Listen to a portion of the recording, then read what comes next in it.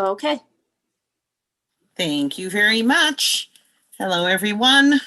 Welcome to the February 2nd, 2021 meeting of the Tompkins County Legislature. Please join me in the Pledge of Allegiance. I pledge allegiance to the flag of the United States of America and to the republic which stands one nation under God, indivisible, with liberty and justice for all. Thank you very much. Roll call of members. Okay. Rich John.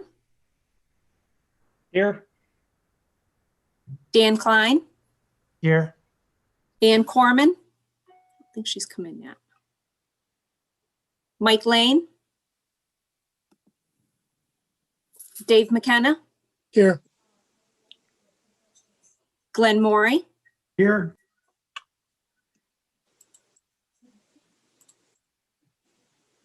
Hold on. We got a couple people joining us. Glenn Morey. Here. Martha Robertson. Here. Mike Sigler. Here. Shauna Black. Here.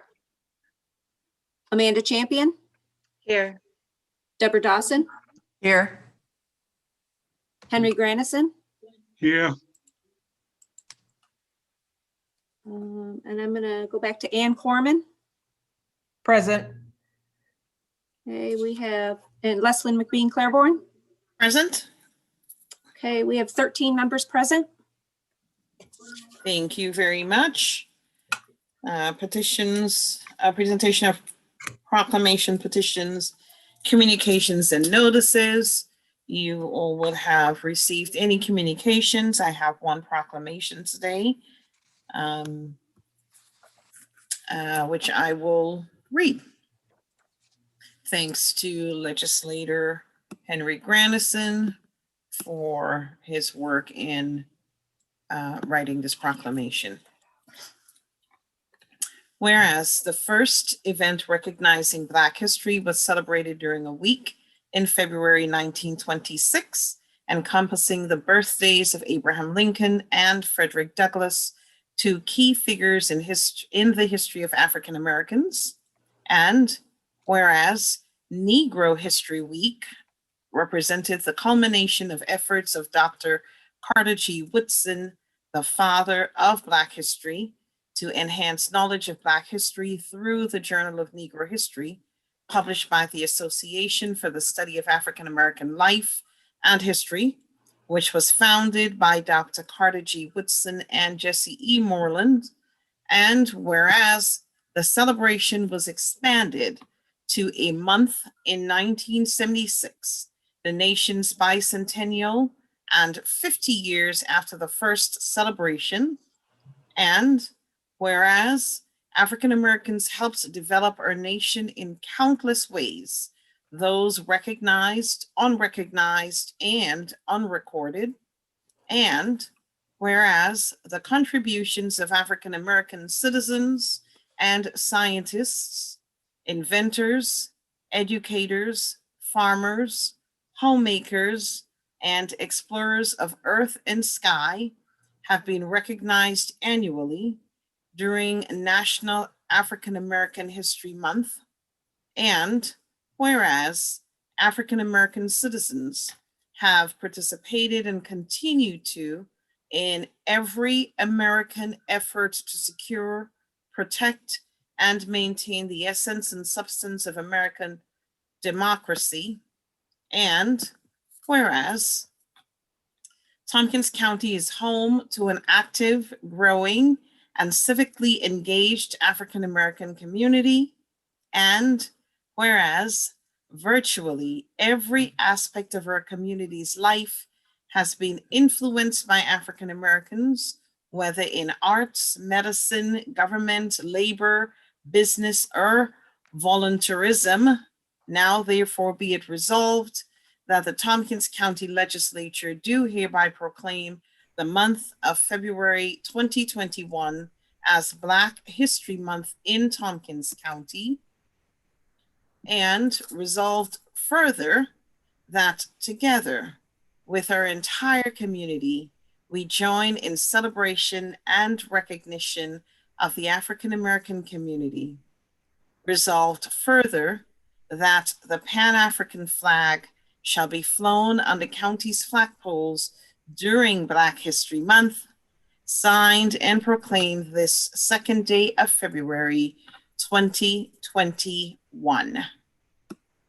Thank you. And thanks again, Henry. Happy Black History Month, everyone. Yes.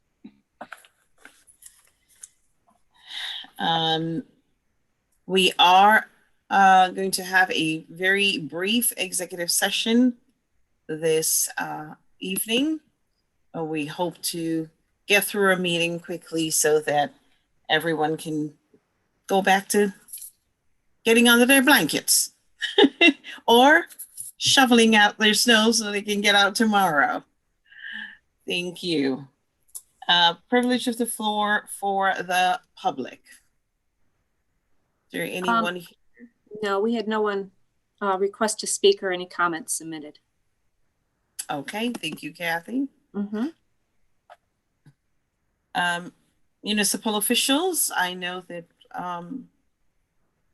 Mr. Lynch had asked to join us, and I see George McGonigal. So, Robert Lynch, thank you very much for joining us today. Oh, good evening. And by the way, both Martha and Leslyn, you will be missed in the next legislature. I know that you've decided not to seek new terms, and we will miss you, and Tompkins County will miss you. Thank you. A lot has happened in Enfield since I talked to you several months ago, and I hope it was good. It was controversial. There have been news stories about it. I kind of believe, like they say, a foreign policy, that politics stops at the water's edge. Well, maybe in this case, politics should stop at the town line. So what I'm going to tell you tonight are just the facts. I'm going to try to keep the controversy at bay. We'll discuss that in Enfield, but there has been a lot of controversy. You've probably read about it in the newspapers and on the online weeklies. But let's start with this. We have a new supervisor. You may remember that on the 30th of September, Beth McGee resigned as supervisor of Enfield, and we kept that position open for about 3 months. There was a lot of discussion, repeated meetings about it, but it finally was resolved on the 12th of January. We had a rather contentious meeting, but in the end, Stephanie Redmond was unanimously elevated to be the interim supervisor. She will serve through the remainder of 2021. She has indicated she will run for re-election, as supervisor in this year's election cycle, which is a 2-year term in Enfield. But she is fully sworn in as supervisor, and she will serve us for the remainder of this year in that position as supervisor. She was the deputy supervisor before. Ever since Supervisor McGee resigned, she was in charge. She was acting supervisor, and now she is fully supervisor of the town for the remainder of the year. We've labored through a series of musical chair moments in our town as far as our town board is concerned, and I've got to have a scorecard to remember everything. First, Supervisor McGee resigned in September. Then Councilperson Mimi Mahaffey resigned from her position just 5 days later. In mid-November, we appointed Michael Miles to succeed Mahaffey as councilperson. Then December 9th, Stephanie Redmond resigned as councilperson, in part to prepare herself for a potential supervisor's appointment, and in part to pave the way for her chosen successor. But it left us for a while with only 3 voting members on the town board, a bare quorum, so we had to have unanimity in everything we did. 1 week later, after Redmond's resignation, we on the board appointed to the board the successor Redmond had requested, namely James Ricks, who becomes the first African-American town board member in Enfield's history. Congratulations to him, and he's on the board now. He has not indicated whether he's going to run for a full term this November. We'll leave that decision up to him. But that didn't end matters, because on January 9th, Michael Miles resigned his town board seat, ending his brief 2-month tenure.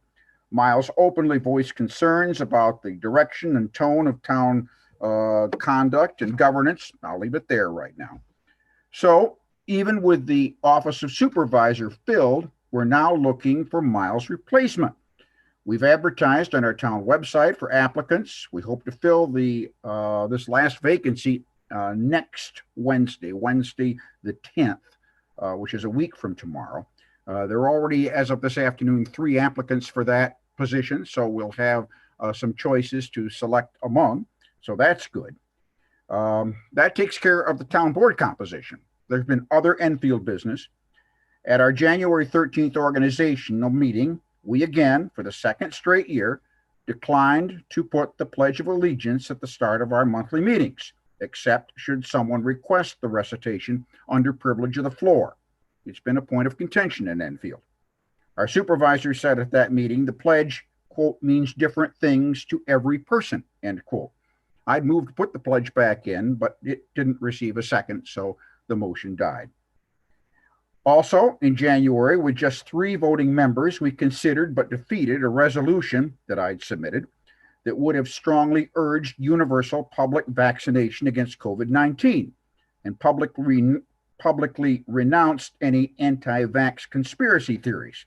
We may consider that again with more members on the board at next week's meeting.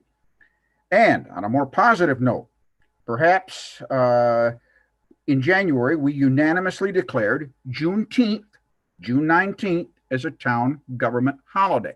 And I checked the Tompkins County personnel files, and your county government hasn't done that yet. Not that I could see, but we in Enfield did it. Our town supervisor, town highway superintendent, I should say, had recommended we add Juneteenth as a government holiday. Councilperson Ricks moved the motion. I seconded it. We passed it unanimously at our January meeting, and we're proud we did. One final thing. You may remember in 2019, we had a town clerk's race that ended in a virtual tie. Ellen Woods won over Mary Cornell just briefly for the Democratic primary. Well, Mary Cornell announced last week that she is running again for town clerk. And Ellen Woods, the incumbent town clerk, has not yet decided whether she's going to run for a second term. She said she might run for town board. She'll make that decision later. But we are going to have perhaps a familiar race again for the second straight time in Enfield. And I guess that takes care of it right for now. A lot of business, never a dull moment. And thank you for your time. Thank you very much, Mr. Lynch, for your report. Any questions or comments for Mr. Lynch from the town of Enfield? Martha? Yeah, I seem to think we have some staff people who live in Enfield. I wonder if anybody's, thinking about running. I won't say anymore. I know. Anyway, good luck, Robert. And it's sounds like you have a seniority now on the board by a lot, right? I am the only person whose office will not come up for election this fall, because when somebody resigns, then under town law, that person that a town board appoints only gets to serve through the next election. Right. So, we've got highway superintendent up for election. We've got supervisor. We've got 3 council person seats up for election. We've got the town justice. We've got the town clerk. We're going to have a full slate. All right. Well, good luck to all of you.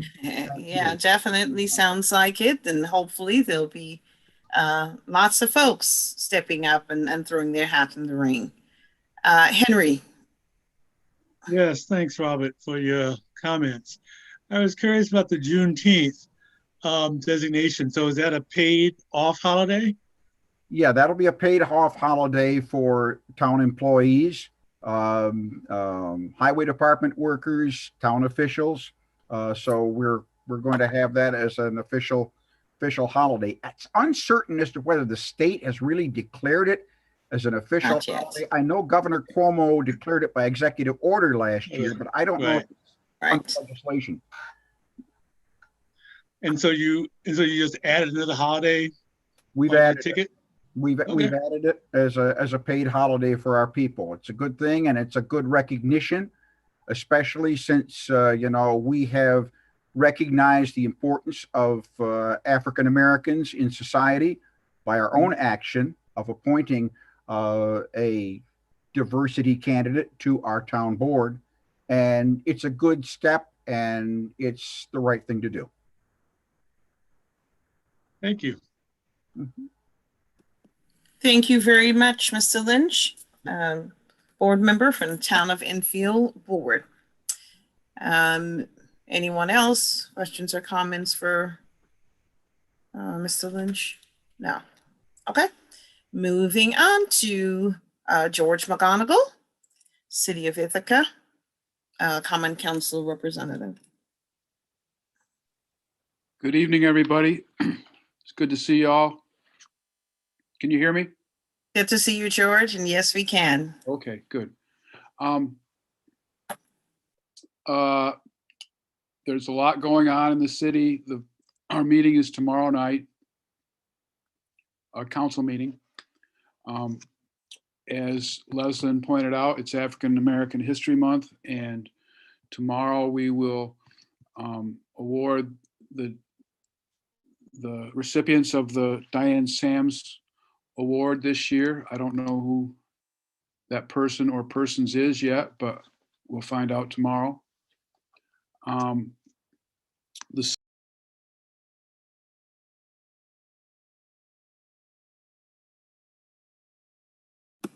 George, you accidentally muted yourself. Sorry.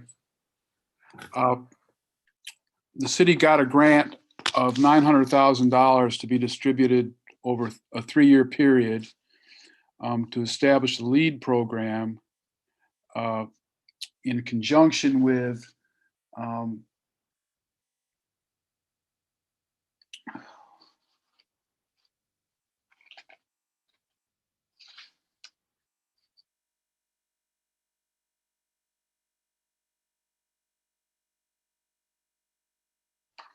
I can't think of the name of the organization that's going to help us with that.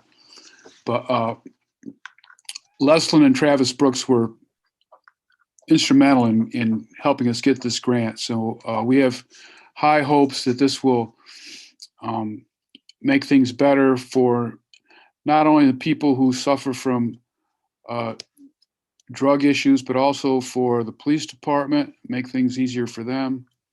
And there'd be less incarceration, and we have high hopes for that. The REACH program is going to be involved with that. The big development news tomorrow night is we will be voting on whether or not to approve the agreement with Vecino to build mixed-use apartments and conference center on the 2/3 of the Green Street Garage site. We would be transferring that property to them for $1. If it passes, it probably will. In addition, we will add to this agreement, perhaps, in a vote to have a local labor requirement for this project. We did that last month for the Rimland project, which is the big project just up the street towards the hotel. We do now have a local labor requirement for that project, and we'll be voting on whether or not we want a local labor requirement on this project as well. It's a low bar, it's only 30%. It should be easy to hit, and it's a starting point. We hope to continue, some of us hope to continue this trend, and we're getting a lot of support for it. And I personally am pretty excited about it.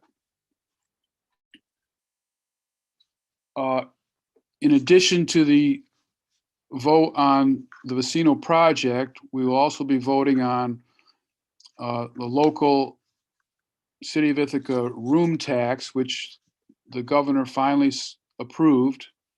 So this will help pay for the conference center.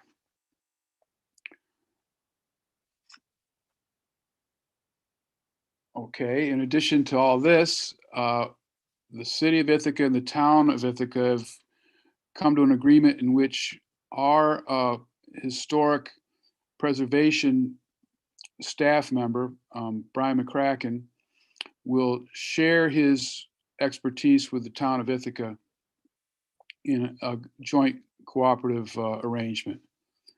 So we're excited about that.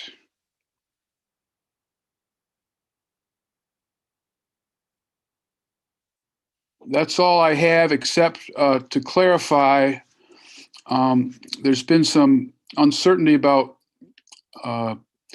the mobile command vehicle, the SWAT truck. The mayor and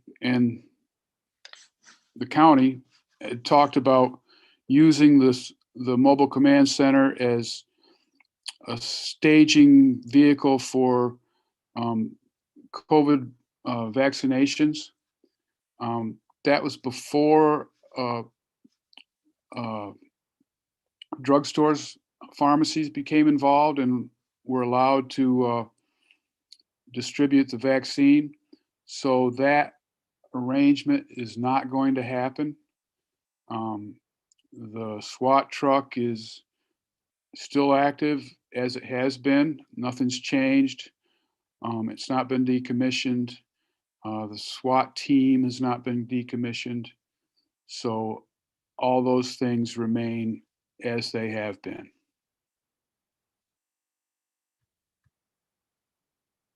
That's all I've got. Thank you, Except- George. Except one thing, Henry, you've been doing a great job keeping everybody up to date on the COVID stuff, and I really thank you for that. Thank you very much, George. Questions, comments for George? Mike Lane. Hi, George. We always appreciate your coming. Was watching one of your committee meetings on public access or governmental access the other night, and you were there. And I heard you folks start talking about city redistricting. And I wondered what you can tell us about what that process would be like, whether you'll have a redistricting committee. I was really pleased to hear that you folks are going to be out front on that because it's so important. I don't have any information about that. I mean, last time there was a special committee. I think I was on that committee. I certainly went to a lot of the meetings, and they talked about changing the number of districts as the county did. You guys did change your number of districts. We did not. We stayed with 5, and I think that was a really good move for us. But I suspect it'll be a similar study before it happens. Population areas have shifted. I'm sure we're going to change the boundaries of the wards.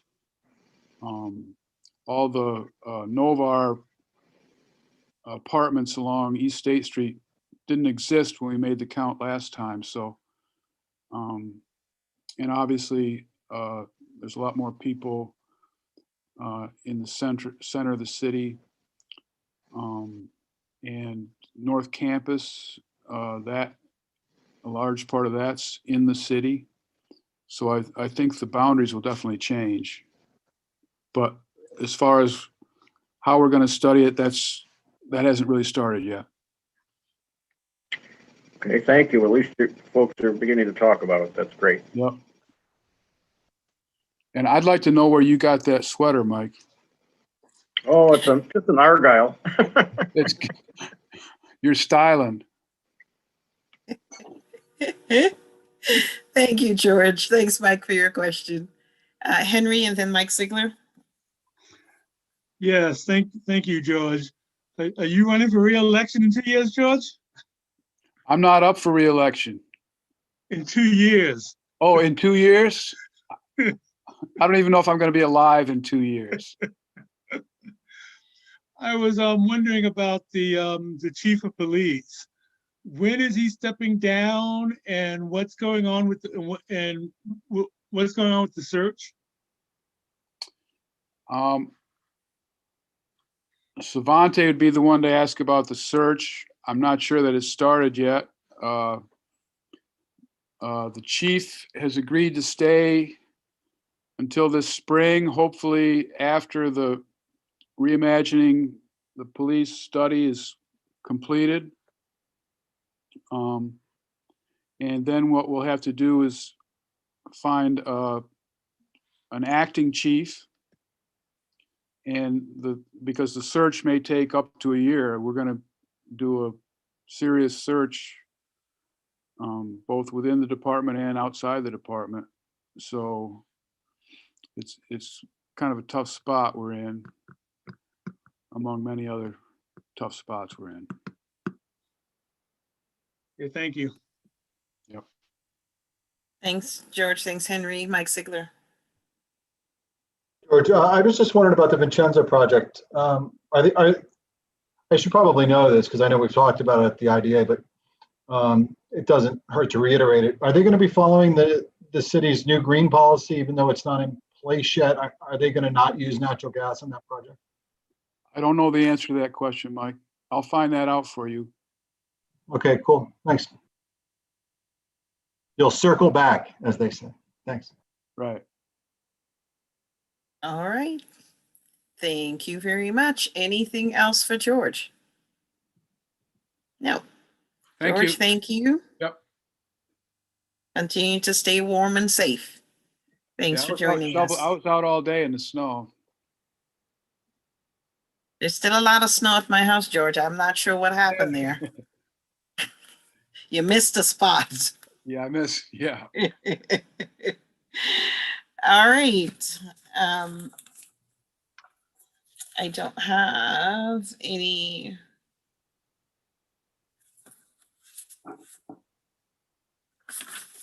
appointments. Let's move on to, there are no special presentations or discussions for this afternoon. I Is it am time looking for to legislative? see. Pardon me? Is it time for legislative privilege of the floor? Really, Henry? You had to call me out on it. I was hoping nobody noticed. I jumped right over. I was like, no legislators want to talk tonight. Ah, shucks. All right. Privilege of the floor for legislators. Deborah Dawson, go ahead. Thank you, Madam Chair. I wanted to thank the Office of Student Government Affairs, or Student Government Relations, I believe, a group of Cornell students that invited the legislators to meet with them yesterday at noon. I attended with Mike Sigler, Henry Granison, and Rich John. I'm sorry that more of us didn't join that meeting because it was extremely informative. And I urge you to take advantage of the next opportunity. It was just very heartening to see these young people being so civic-minded and so engaged and working so hard on issues that matter to them and to the larger community. So when we have another opportunity, I hope more of you will come, and I want to thank the students who were involved. Thank you, Deborah. Hopefully there'll be other opportunities. Everybody can't make everything every time, but hopefully there'll be other opportunities. Dave McKenna. Thank you, Leslie. Just want to let everybody know that I too will not be seeking re-election this time. So had a good time doing this, enjoyed it, doing it for 12 years, and it's now somebody else's turn. Thank you. Dave, you're breaking my heart. Yeah, I'll miss you. Thank you so much for letting us know, Dave, and for Yep. the time you served. We all got 9 more months to hang out with each other. You served Dave, on behalf of Enfield. you served your district well. Thank you very much. Wow, y'all just switched around now. Annie, I don't know what happened. Everybody switched around. I don't order. So excuse me, Annie. Go ahead, Annie. Thank you, Madam Chair. So I first just wanted to respond to what Dave McKenna said, and I'm really sorry that you're not running again. I've really enjoyed working with you and learning from you, and I really especially enjoyed working with you and helping represent the town of Enfield and doing that together. I feel, from my point of view, I feel we did that pretty seamlessly, and I really appreciate your patience and showing me the ropes and a lot of the different committees. As far as Black History Month, I wanted to just talk real briefly about 2 women who people might not know, who helped shape who were instrumental in Black history and the Civil Rights Movement. And I encourage people to look up somebody that you don't know, learn something new this month. So one is Flo Kennedy. She was a founding member of the National Organization for Women and one of the first Black female lawyers to graduate from Columbia Law School. She helped found the Feminist Party in 1971, which later nominated Representative Shirley Chisholm for president. And the next woman is Marsha P. Johnson.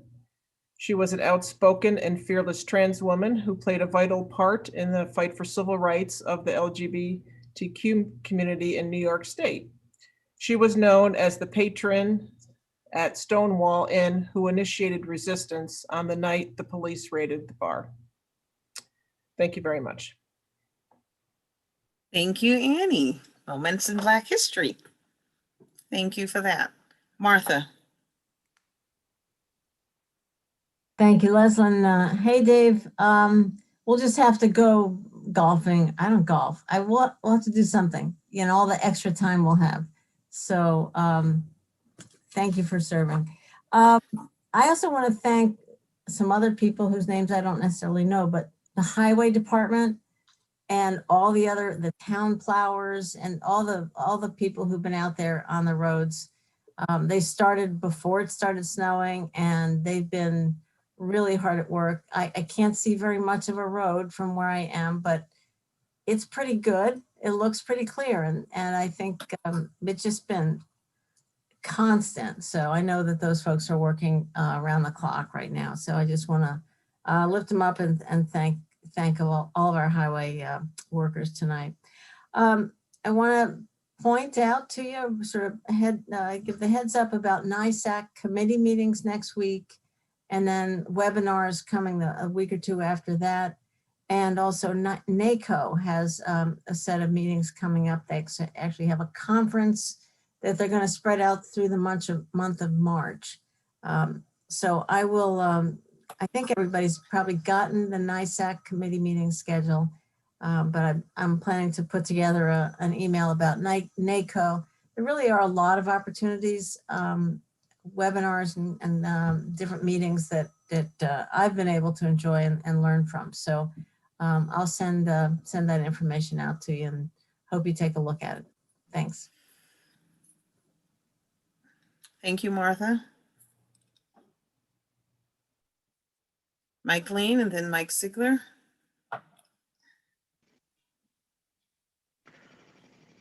I would certainly second what Martha just said about our highway folks who went out there in the snowstorm, but I would add to that our Sheriff's Road Patrol, our fire and ambulance folks, and all of those people who have our first responders that keep us safe even in terrible storms.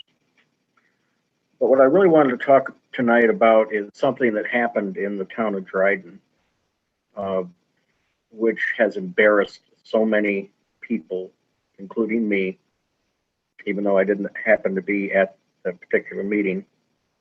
We have a town board and a town planning board that's been working very hard to update our comprehensive plan in the town of Dryden. And it's one of those things that you do every few years, and it gives a model for trying to go ahead. We have one at the county, villages have them, cities have them.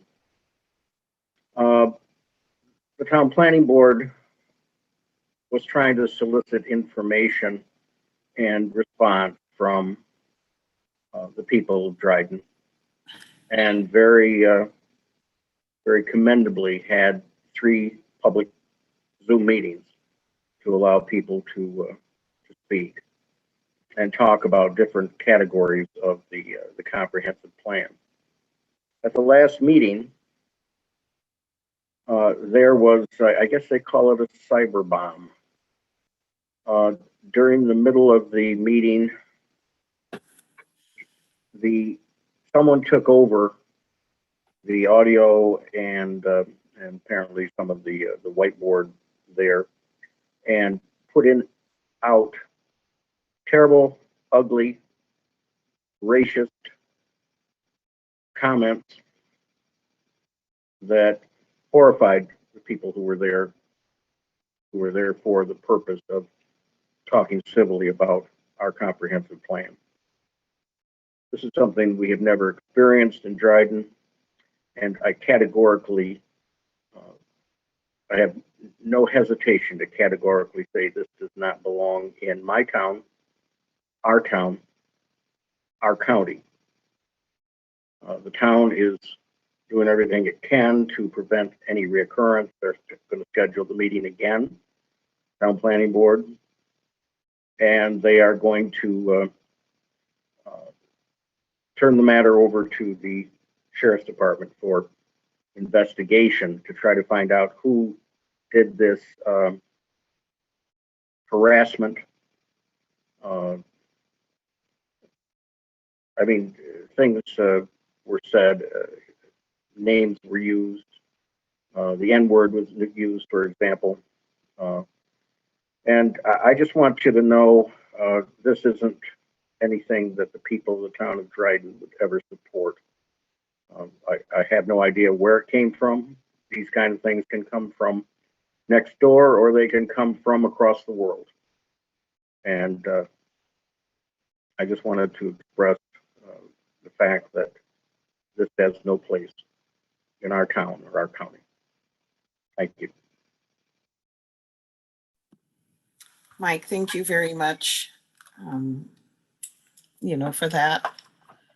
I remember hearing about it and just getting goosebumps all over my body and feeling, although I wasn't personally there, feeling violated. And I imagine the people who were in that meeting, how they felt as well.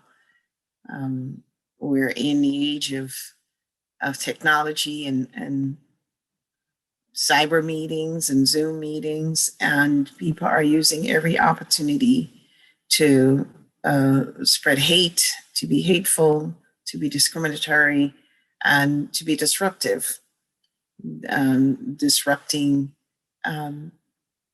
processes that are meant to support our democracy. So I was sad to hear that. And we all just have to be exceedingly careful with use of this technology and making sure that, who we share the links with and knowing who we share links with and who's invited to participate. Generally, it's not foolproof, because folks who want to do harm know how to get around systems. But thank you for raising that. Thank you for saying that's not the spirit of the people of Dryden. We don't believe it to be. So thank you for that. Mike Sigler. So what I would say actually isn't as heavy as all that. So thank you, Mike, for talking about that. My thing was I was down in the city today shoveling, and I shoveled out certain areas, and then I went and shoveled out some fire hydrants. just wanted to tell you, I shoveled out the one and then I went down the street to shovel out the other one and it was already done. So thank you, people in the city of Ithaca, for acknowledging that that actually is important. If you live near a fire hydrant and you have the means, shovel it out, because you have no idea. In a fire, you need quickness, and that really does save lives. It's a little thing you can do, and yet if you did it, it really does save lives. So thank you very much, whoever did that over on Lynn Street. Thank you, Mike, for that. And I'll take this moment very quickly to say that Chief of Staff Dan Cogan, and I believe Council Alderperson Duxon Nugent, who often comes and reports with us, and Alderperson Seth Murtaugh, I don't know who else was involved, worked on creating an app called Snow Angels, encouraging folks. We'll make sure that you get a link to it, encouraging folks to help shovel out corners and hydrants in the city of Ithaca and elsewhere. I thought it was the neatest idea, especially as people are trying to find ways to get outdoors and to be helpful, since we've all been going through the ordeal of COVID-19. So thank you for mentioning that, because it did trigger my memory on Snow Angels. So we'll make sure you get the app for that so that you can pass it on and encourage people to help shovel out spaces. Martha. Yeah, thanks for letting me have a second bite. I was at that meeting. I was at all three of the public meetings that Mike talked about, and it really was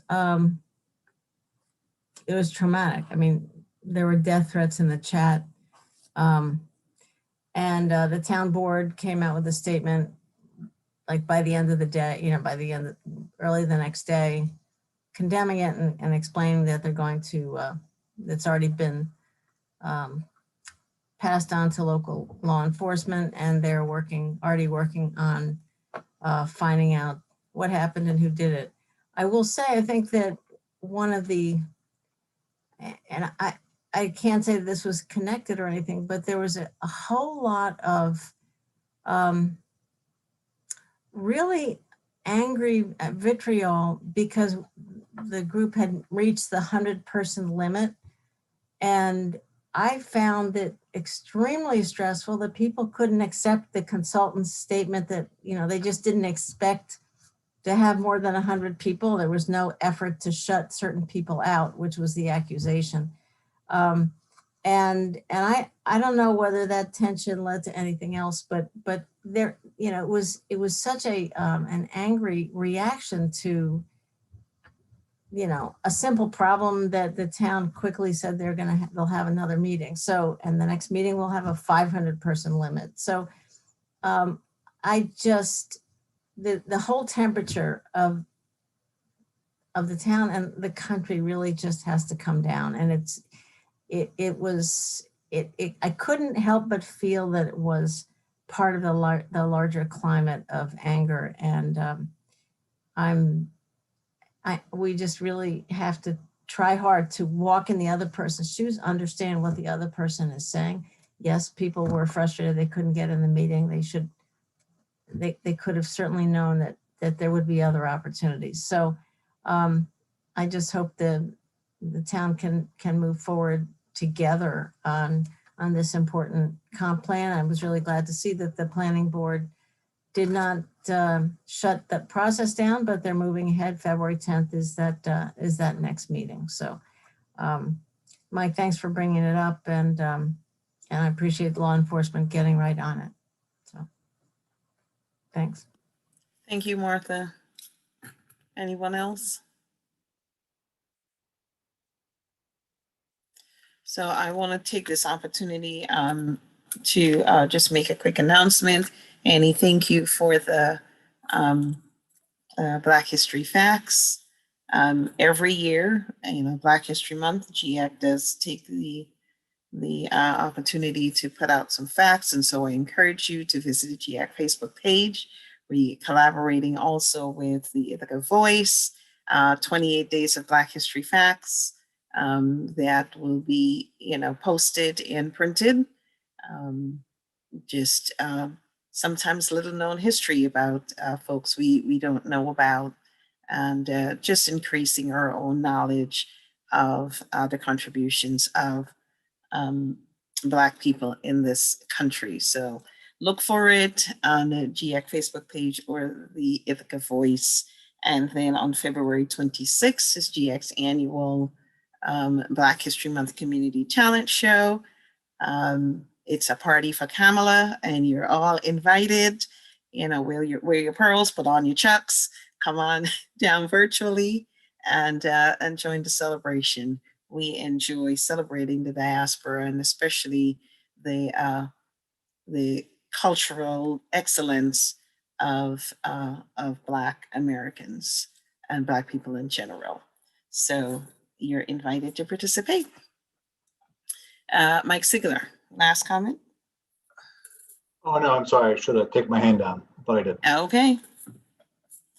All right. So let's move on. Speaking of, your hand is back up, Mike. It keeps popping back up. Speaking of Black history and just some of the stuff that's going on in our community, I just want to let you know that I did share a column that's coming out in the Tompkins Weekly. It might be this week. Under, I think it's called the Democratic Viewpoint. I can't remember what it is, what the column is called that you write under. I was asked by someone to write that for this. I think last month it was Anna wrote. This month I did one. And given everything that's been going on and some of what you've been sharing and what has happened at the Dryden Board meeting and everything else, some of my own experiences, I chose to write about the sting of racism. And so stay tuned, look for it. It should be in Tompkins Weekly this week, maybe tomorrow. I'm not sure when it comes out. So just wanted to share that with you all. And I appreciate everyone continuing to raise concerns, raise awareness when things like this come up. Okay, moving on. Reports from County Administrator, County Attorney, and Leslyn, excuse me, Leslyn, you have some workforce development appointments under your chair's report. There are 3 of them. Oh, well, let me find that. I should have brought that to your attention before the meeting started. Thank Sorry. you. I have it right here, Kathy. Thank you. Okay. So chair's appointments, Workforce Development Board. To the Workforce Development Board, I have Todd Brewer, Labor Organization Apprenticeship Representative. His term will expire June 30th, 2023. Kip Sarasaro, Mandated Partner Representative. I hope I pronounced the name correctly. Term expires December 31, 2022. Jay Shapiro, Business Representative. Term expires December 31st, 2022. Those are to the Workforce Development Board.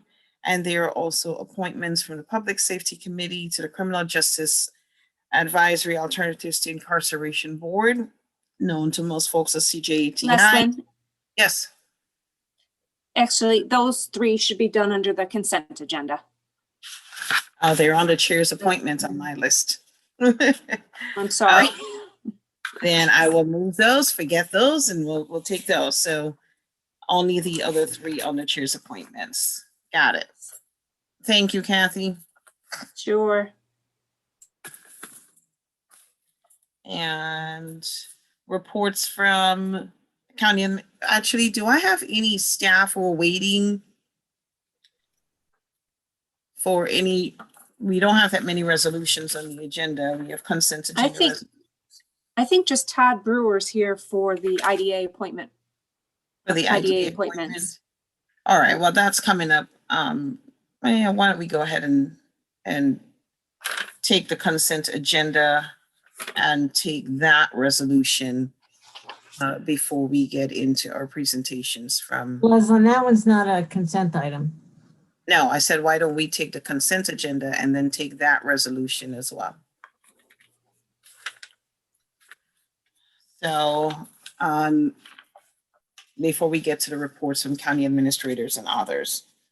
So consent agenda resolutions and appointments to be voted on as a group unless any member of the legislature requests that a resolution or appointment be instead included separately and individually as part of the business of standing or special committees.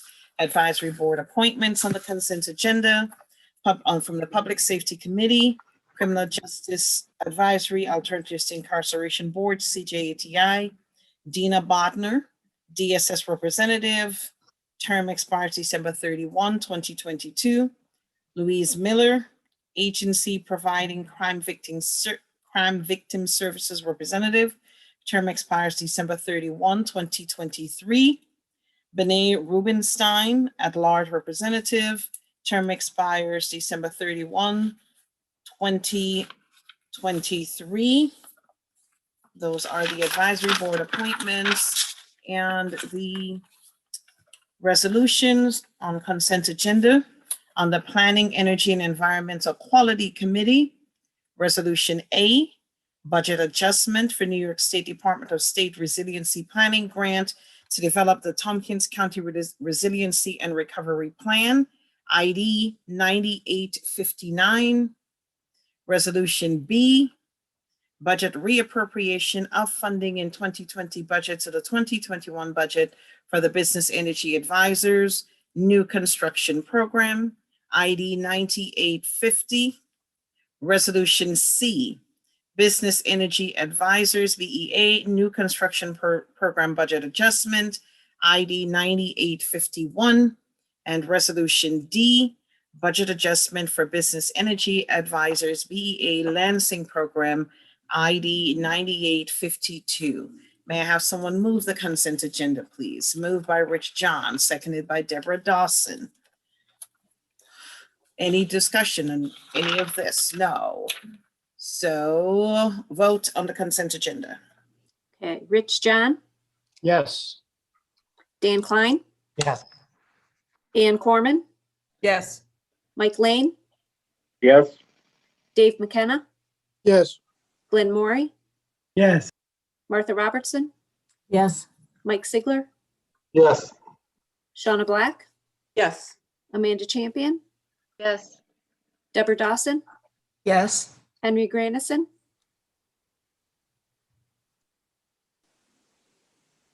Yes. Leslyn McBean Claiborne. Yes, We have 14 ayes, 0 noes. thank you. That carries unanimously. Does she mean And 13? now, pardon? Doesn't she mean 13? No, I think everybody is here now. Yeah, we only have Yes, 13. you're right, 13, so Who am I missing? Oh, yeah, Anna you're right. Kellis, we have vacancy. You. Just paying attention. Thank you, Thank Henry, you, for Henry. keeping us on our toes. All right, continue to take things just a little out of order. Martha, Housing and Economic Development Committee, would you like to move your resolution on the standing committee? yes, I would. It's document 9867, appointments to Industrial Development Agency and Tompkins County Development Corporation Board of Directors. And I so move. May I have a second, please? Seconded by Dave McKenna. And Discussion. Go Madam ahead. Chair, Who said that? Mike Lane. Hi, Mike. I wonder if I could move to, let me tell you my problem here. I wondered if we could move to separate because of the vote on Todd Brewer, who I have done some work for in my legal practice. I feel I need to abstain on his, no aspersions on him at all, but I think I have a conflict. So if we could, if I could move to separate that one out, I'd appreciate it. Just the one line for having Todd there? Yes, please. Okay. I don't have any objections to that. Martha, is that okay? That we will vote Sure. to Again, separate? Kathy, how do we do that? Anything? I think we Where need did to Kathy go? vote on to separate it. Yes. See if vote it's to So second. Mike moves to separate or separate. amend, or amend the resolution to take out the appointment Just of move Todd to Brewer to be separate. considered separately. Well, can I What'd accept you that say, as friendly? Kathy? Yeah, why don't you make that friendly? Can I accept that as friendly? Sure. Yeah, Okay. Kathy Thank says you. sure. It's Friendly friendly. So with a then we'll just seconder take too. 2 votes, I guess. Yes. Okay, before then, can I just mention that so just so the public knows, so this appoints 3 legislators as we voted was it in December on Mhm. the composition of the IDA board. Legislators, Rich John, myself, and Mike Sigler. Rich John to serve as chair of the IDA. Todd Brewer to be the representative of organized labor. And Laura Lewis to be appointed as the elected municipal official representative. Now, it turns out that's actually a mistake that we voted back in December. That's the language that was in the resolution in December, I think, without the intention of actually making that a municipal position, but rather it has been an at-large position, and that was the intention for Laura's appointment. So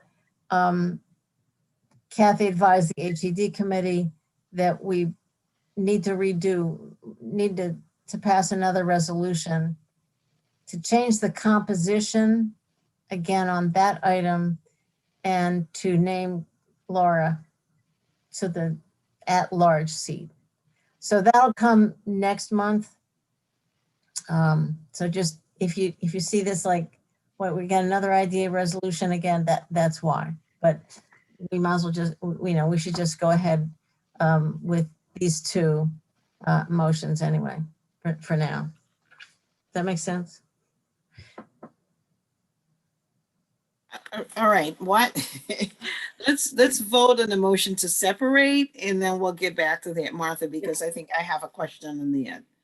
So, We took it as no, you said friendly. it was friendly. You said it was Right. friendly. So So should we vote on the main one first, with that's, everybody but Todd? yes. We have to vote So to let's separate? vote. I We, beg your pardon? Don't we have to vote to separate? Oh, It was friendly. We don't have to. okay. So let's vote on the main motion minus that one resolve. So any other discussion on that resolution? All right, let's vote. Rich John, Yes. Dan Klein, Yes. Ann Corman, Yes. Mike Lane, Yes, Dave McKenna, Yes, Glenn Maury, Yes. Martha Robertson, yes, Mike Sigler, Yes. Shauna Black, Yes. Amanda Champion, Yes. Deborah Dawson, Yes. Henry Grandison, No, Leslyn McBean Claiborne. Yes. Okay, we have 12 ayes, 1 no.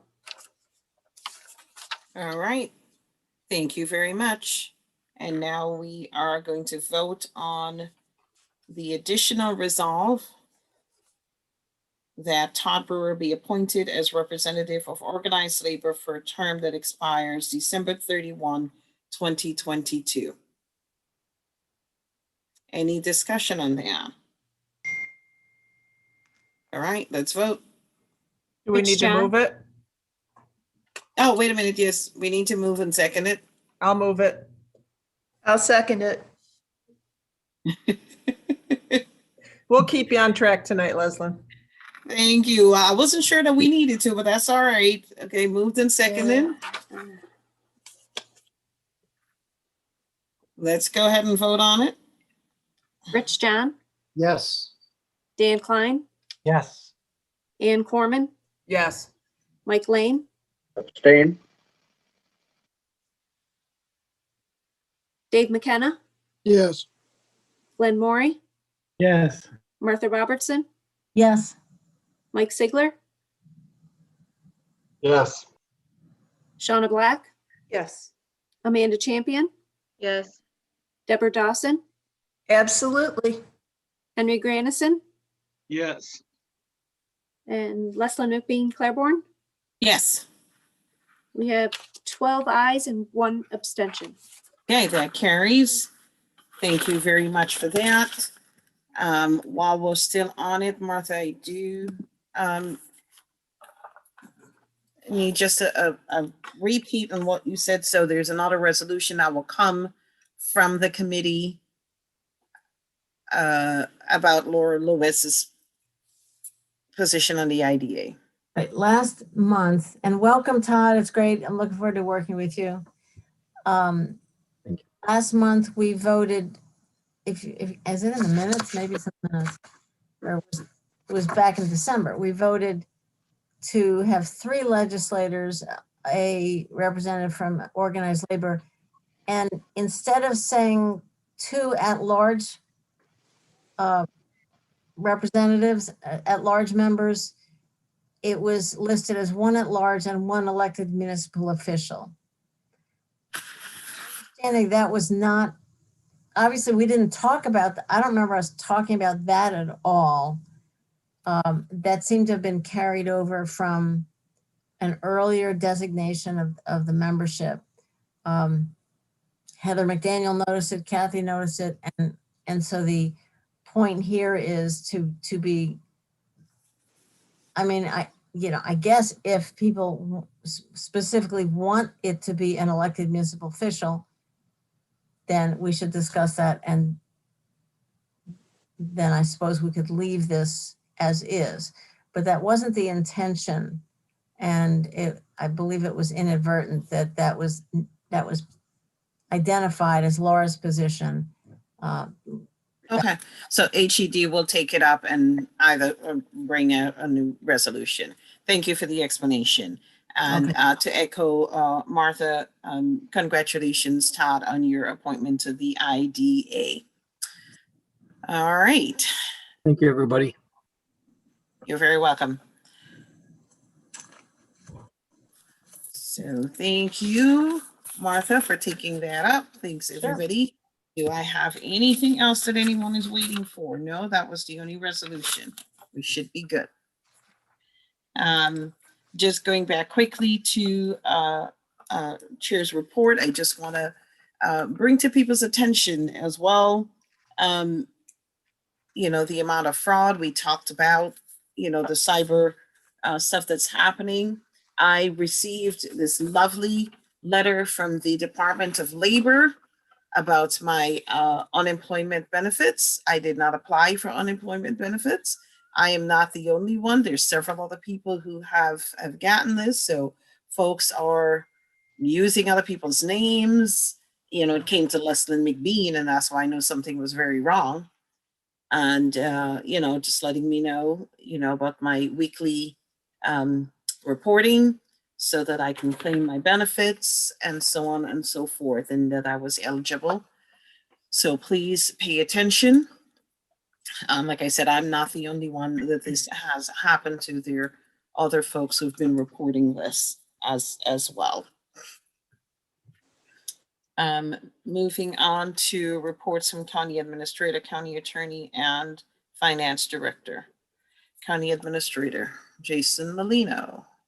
Good evening, everyone. Evening.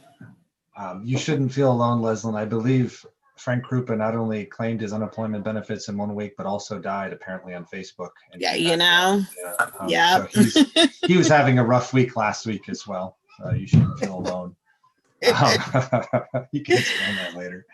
Also, just to add to the thanks, I want to include our facilities team that is keeping our parking lots clear and our facilities clear and sidewalks. They've worked diligently so that folks have a safe place to come to work in over the past snowstorm.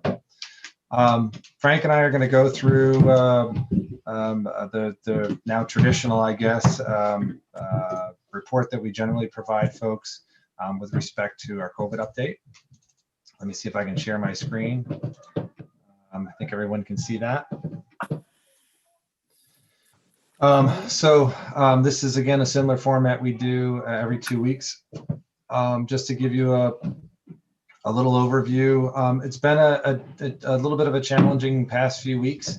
A lot's been going on and a lot of changes. We still have had an uptick in cases since the last time we met. We're starting to see that slow down a little bit. And if we see that trend continue over this week and next week, I think we'll be heading in the right direction. Unfortunately, there have unfortunately been some additional deaths as a result of the disease as well. Some executive orders that have come out. There's been some changes over the past 2 weeks about who can vaccinate who, and that's generally tied to the limitation in the amount of vaccine that we're getting and where the state is getting and how much the state is getting. So we've had some changes with respect to who we can vaccinate, who we can't vaccinate, meaning 65 plus has primarily been limited to pharmacies, and state mass vaccination sites for the local health departments have been limited to essential workers. So that's been a change, and we've tried to communicate that out. As far as some larger guidance that's come out, last Friday, the governor advised that local health departments can make a decision on high-risk impact sports as whether or not they allow them in their county. It was done county by county. Frank, I know, spoke and corresponded with his colleagues in the public health realm in Central and Western New York, as did I, with county administrators and executives, to try to have some levels of consistency. And that guidance was issued mid last week for high-risk sports, both schools, youth, and adult recreation sports. Also, we have some limited doses coming in. Last week was 600. This week is 700, which is good. Not as good as it was a few weeks ago, but as long as it continues to grow, it would be beneficial. And higher ed starts to come back, and they've started to come back over the past week and a half. And they're doing it on a scaled back model, so they're not all coming back at one time. Also, from a communication perspective, we published some videos on quarantine isolation and vaccines that are translated into different languages, and they're available for our constituents, which is good to see. Here's a slide that we've reported on: number of hours worked, actual amount of regular pay, comp time. We're obviously almost at 2.5 million at this point in terms of time, staff committed, FFRA, and then basically family medical leave and COVID leave for folks related to care of dependents for employees. We extended this at the beginning of the year, consistent with the federal law, till the end of March, and I suspect come that time we'll be reviewing this again if this needs to continue to be extended. This has also provided a good benefit to our employees who have childcare needs. It also allows them, the safeguard that not to come into work when they're not feeling well, so that there isn't a concern about employment matters, which I know a lot of private employers are having some challenges with. And then again, related expenses, as you can see, over 2 million. A big portion of it is testing. Here's a little bit of a summary from the community testing site. Remember, we've been doing this since September 1, since the legislature authorized the initial $300,000 for community testing. You reauthorized appropriated a new amount this last legislative meeting. In total, about almost 1.2 million paid out. Our cost at the end of the day would be close to 400,000. We have been receiving or have received some FEMA reimbursements, so that cycle is starting. It doesn't happen every week. I think it's happening monthly, so we should see how February fares and how much reimbursement we'll get, but it's started, and we've started to receive reimbursement for some of the original submissions, which is good. Still, steady at this point in terms of number of tests at each sampling site. So it's a service well used, and I think has benefited our ability from a disease surveillance perspective in the community. Frank, I think I'll pass this over to you. Thanks, Jason. And want to start by giving credit to Dominic, the PIO group, Deanna Carithers, and others that have been working to put together these vaccine office hours with local physicians. And so we'll be announcing those in the next day or so, where folks can sign up to have office hours where they can ask questions about the vaccine that they might have.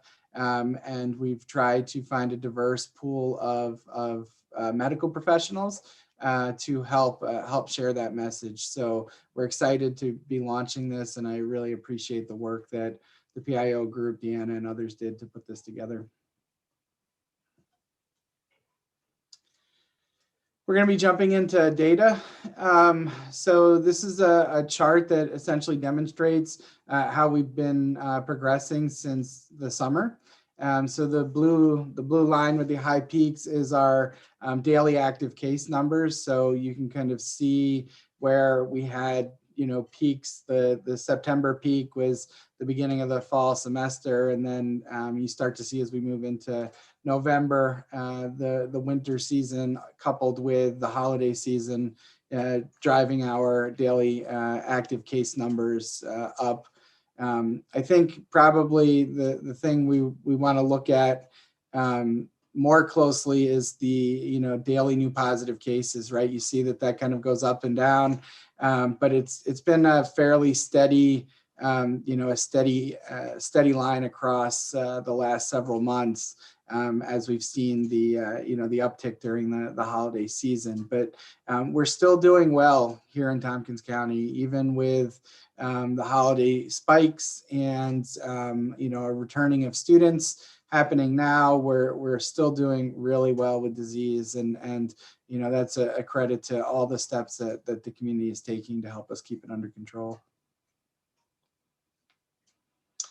So just pulling up our demographic data again, obviously more testing is happening, and we're seeing things still be right around the where we would expect them to be. On this chart, we'll probably see the age range start to shift a little bit again as the students are returning to the community and the large scale surveillance testing occurs. So it's good to see that as we look at it over time, even with all of the testing that was going on with the student population, it's still right about where we would expect based on our population.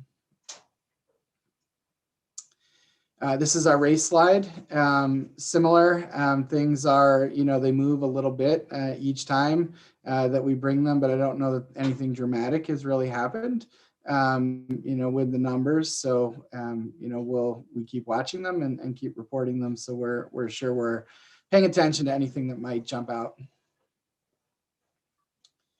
I think ethnicity is, right along those same lines. The Hispanic and non-Hispanic are pretty close. The unknown obviously would make up the difference based on the information we're able to collect.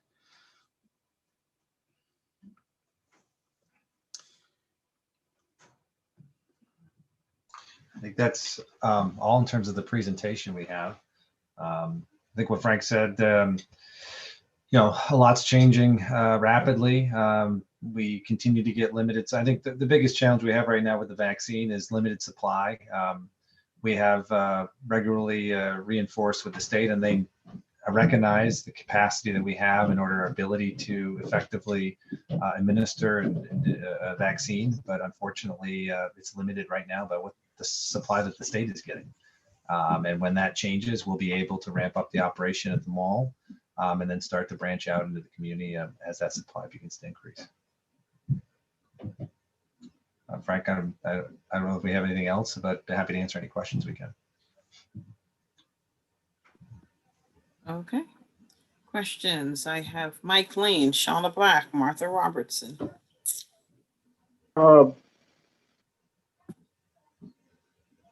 We continually receive questions about or from our elderly our elderly residents who want to sign up for the COVID vaccine. They are not computer oriented. They want a telephone number to call. They want a list to be put on the list and to be called back when there's vaccine available. Why can't we do this? I've spoke about it before.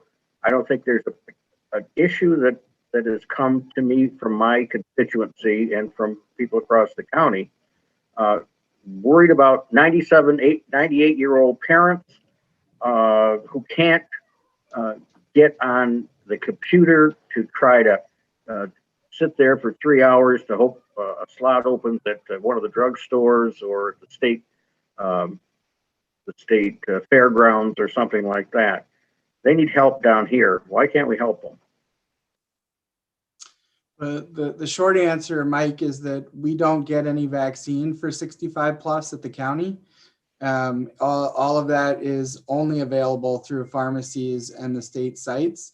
And quite frankly, the timing that we get information about when vaccine is being delivered or allocated to the local pharmacies, it's too late. Those slots, if they create them, are already gone. So the state has created this system where there's 2 locations that are designed for 65 plus pharmacies and the large sites. And we have little control over how those processes unfold, even if we wanted to be involved. So that's really the challenge that we're faced with right now. Thank you for the response, Frank, but you have to understand this. I have not received so many telephone calls about this whole COVID issue as I have about this particular thing. Me And too. I think they're saying that Tompkins County is letting them down. Yeah, Definitely I mean, I think we definitely empathize with that and are frustrated, just as frustrated, Mike, as our constituents are. To take one thing that Frank did leave out is that the state specifically directed local health departments and communities not to create waiting lists, in addition to preventing us from vaccinating the 65 plus population. It's not something that we agree with. We've definitely voiced our concern with it. We want to be able to, when the vaccine and the supply comes in and that restriction is lifted, to be able to assist our 65 plus population the best we can. Unfortunately, right now, we have no control over this issue, but we're equally as concerned and equally as frustrated. And I do want to Thank you. emphasize, thank you, Mike, for raising it. I think we're all getting the same calls and questions, from our seniors who, frankly deserve better. But I want to emphasize that it's not within our control, and it's not for the lack of trying. And, reaching out to the state and saying, please allow us to do. The state has made its decision, and it really is frustrating to all of us. Shauna Black, Martha Robertson. Yeah, I wanted to ask if there have been any other cases with the UK variant. Where we have a couple that we're investigating right now. I don't have the final results from the lab yet on that, but we do monitor cases that are connected to international travel, and we're fortunate that we have the CHS and Cornell partnership that allows for local sequencing. So we might have more information in the next day or so about some potential additional cases. Okay. And can you also provide guidance on wearing more than one mask? Yeah, we're getting that question a lot, and it's certainly using common sense. If you're wearing a mask correctly and you put a second one on, it's only going to help if you're wearing them both correctly. There isn't state guidance really that requires or even recommends it at this point. The CDC has begun talking about it. I do have some concern that at some point there becomes, the law of diminishing returns on these things. We're struggling to get people in some instances to wear one mask correctly and at enough time. And my concern is that the potential added benefit of moving towards wearing a second mask compared to people throwing their hands up because it's one more thing we're now asking them to do and just giving up altogether. We've got to be measured in our approach with these things. Now, if something changes tomorrow and there's new information, of course, we'll recalibrate. And certainly if either New York State or the CDC gives further guidance or directive, we would, of course, follow that. Thank you very much. Thank you. Martha? Thank you, Leslie. Thanks, Frank and Jason. I see Winter's here. The beard is back, so it's good. A couple of questions. You said we got 700 vaccines this week. Who are we able to do locally then with the health department and the hospital? Is that still first responders and teachers? And so the 600 of the 700 doses are allocated to the local health department, and we have been directed to do the phase 1B essential worker population. We have chosen to do some prioritization within that group to add some structure to the chaos. So last week it was first responders, corrections, and PK through 12. This week we're going to focus on public transit, our homeless people that work in our homeless shelters, childcare, and continue on with PK through 12.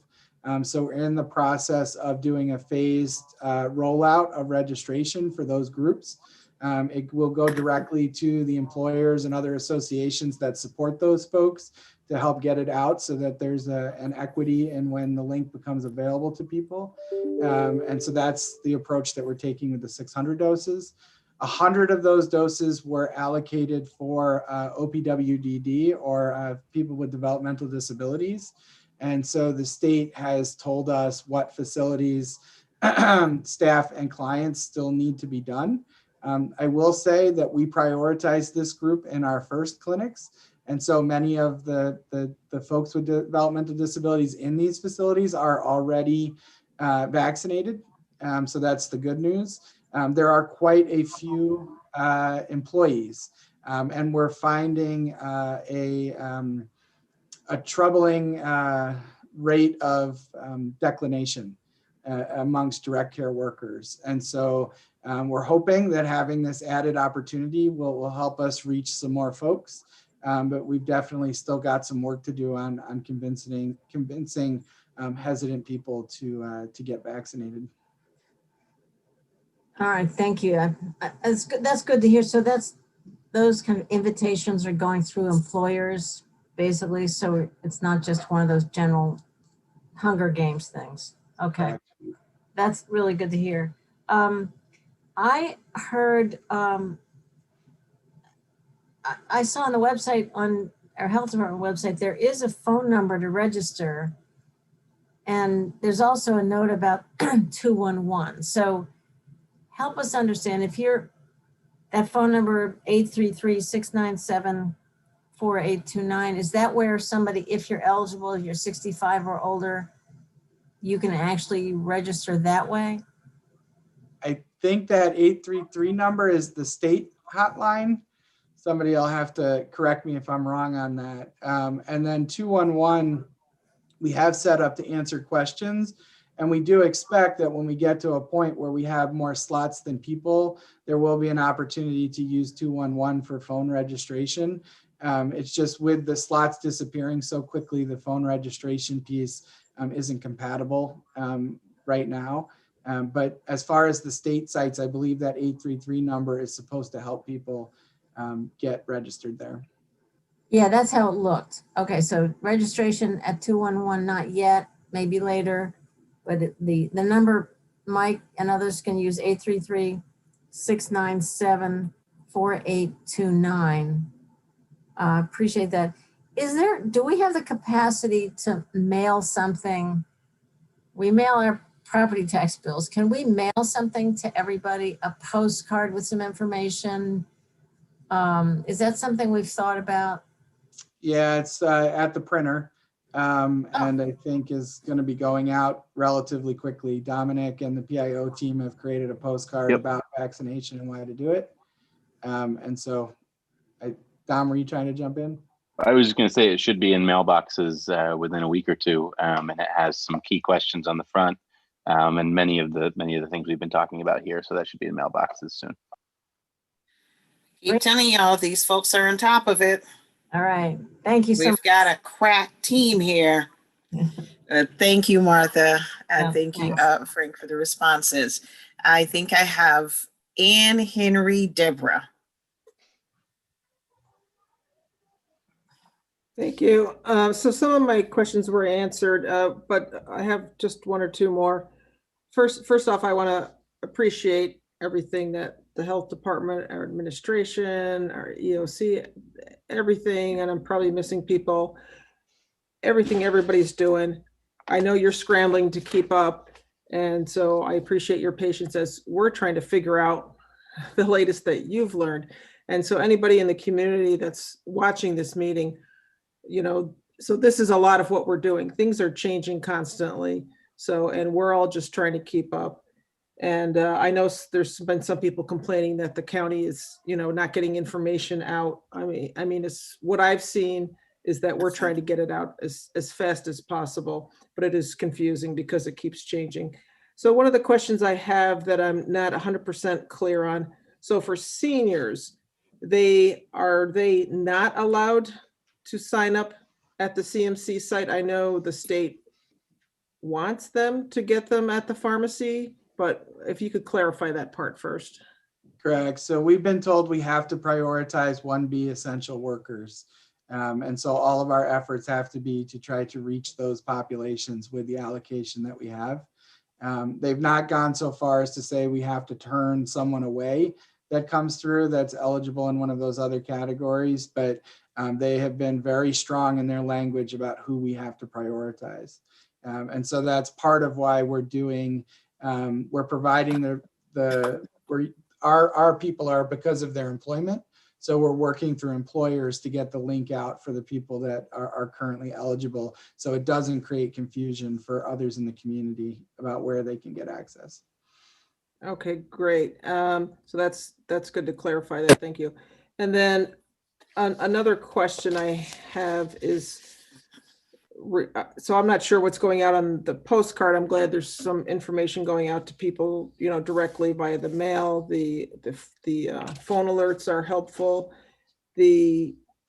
So another thing about, so two things, I'll kind of combine them together. So one is about, I know there's some work going on about trying to figure out how do we get people who are, you know, who are going to be falling through the cracks, because right now there's not enough vaccine for anybody, but or for most of the community. But how about those people who are homebound, senior living, senior living apartments, people with disabilities, people who need transportation? I know there's some talk, you know, about possible some pods out in the community. So I'm just wondering if what you can say about that so that people know, and also can some of that information of whatever there is, if that, and again, I realize you're just trying to figure it out and do all this, but if that information could be somewhere, like for instance, that we have somewhere on the website, or and also the County Office for the Aging, their website that says, here's information for seniors about vaccinations, like a one-pager, versus going, there's so much on the health department site with just in the COVID section, it's really hard to navigate, and because it keeps changing, it's really hard to find things. Sure. So I'll work backwards through those, Ann, and please repeat if I missed something. Dom and his team has created a one-page FAQ to try to simplify things. It's printable. So it can, not only can people print it out at home, but different agencies in town can print it out to provide to their constituents. So I don't know if that's final and published yet, Dom, but I know it's close because I've seen a version of it. So we are working on that to try to simplify things for folks a little bit, because you're right, our website has a lot of information on it, and can be difficult to navigate. You asked questions about some other populations and that might not be able to come to a large scale site.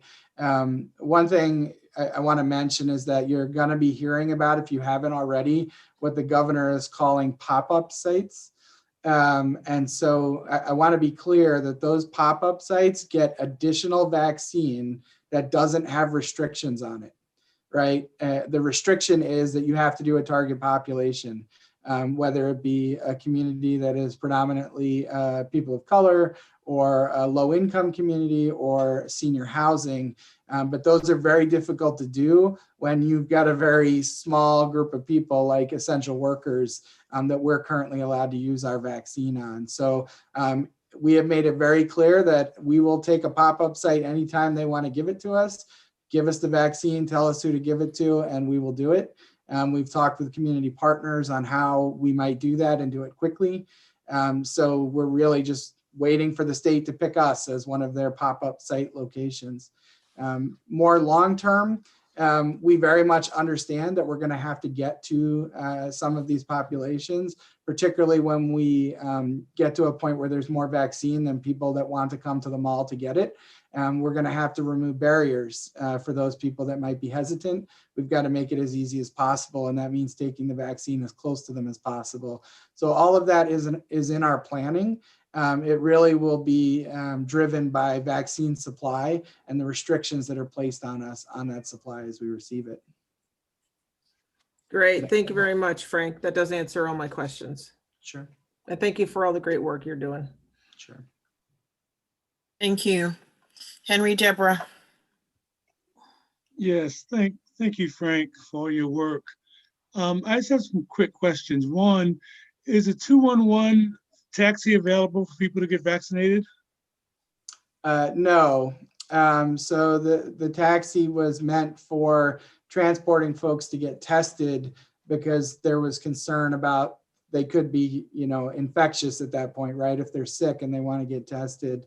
The site at the mall, particularly because we're focusing on essential workers, generally we're asking folks to use public transportation if they don't have their own. We are working with Gadabout to be able to support folks with disabilities, and if we are ever allowed to do our senior population to help them with transportation. Certainly, if anyone has transportation needs, they can call 211 and they can help them navigate getting to the vaccination site for their appointment. Because I was thinking, if the essential worker is asymptomatic, wouldn't that basically expose people on the bus to them? Well, I mean, that could be said for anything, anytime somebody's riding on the bus, right? The risk exists. So, but when you're going to get vaccinated, we're assuming you're not sick. We don't want you to come if you're sick. If you happen to be asymptomatic, you could just as easily be getting on the bus to go to the grocery store because you don't know it. So there is obviously there's risk, but it's no greater risk than navigating the community on a regular basis.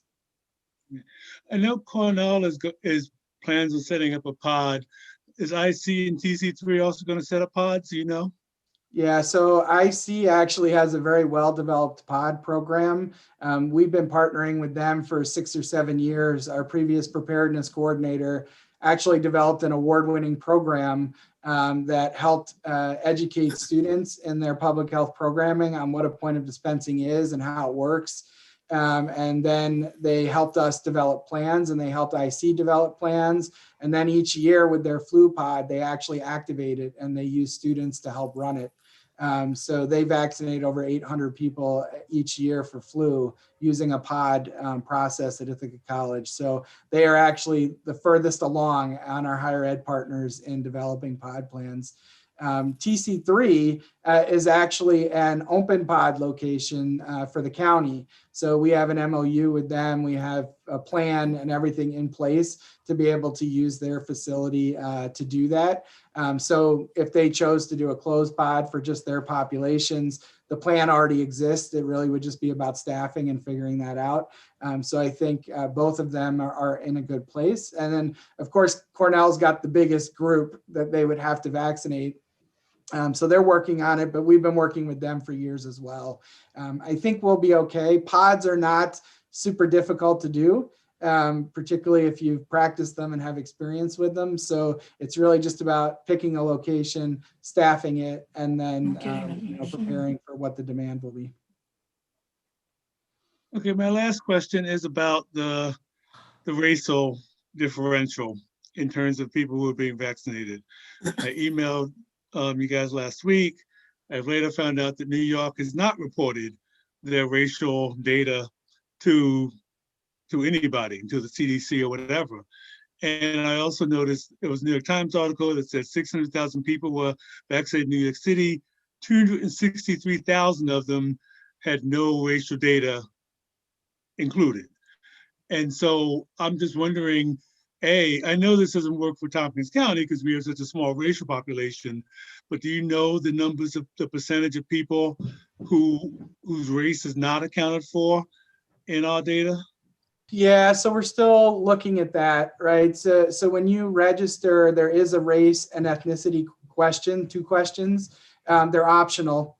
And we're finding a good portion of folks that have chosen to leave them blank or move on. We are crunching the numbers, so we will eventually have data.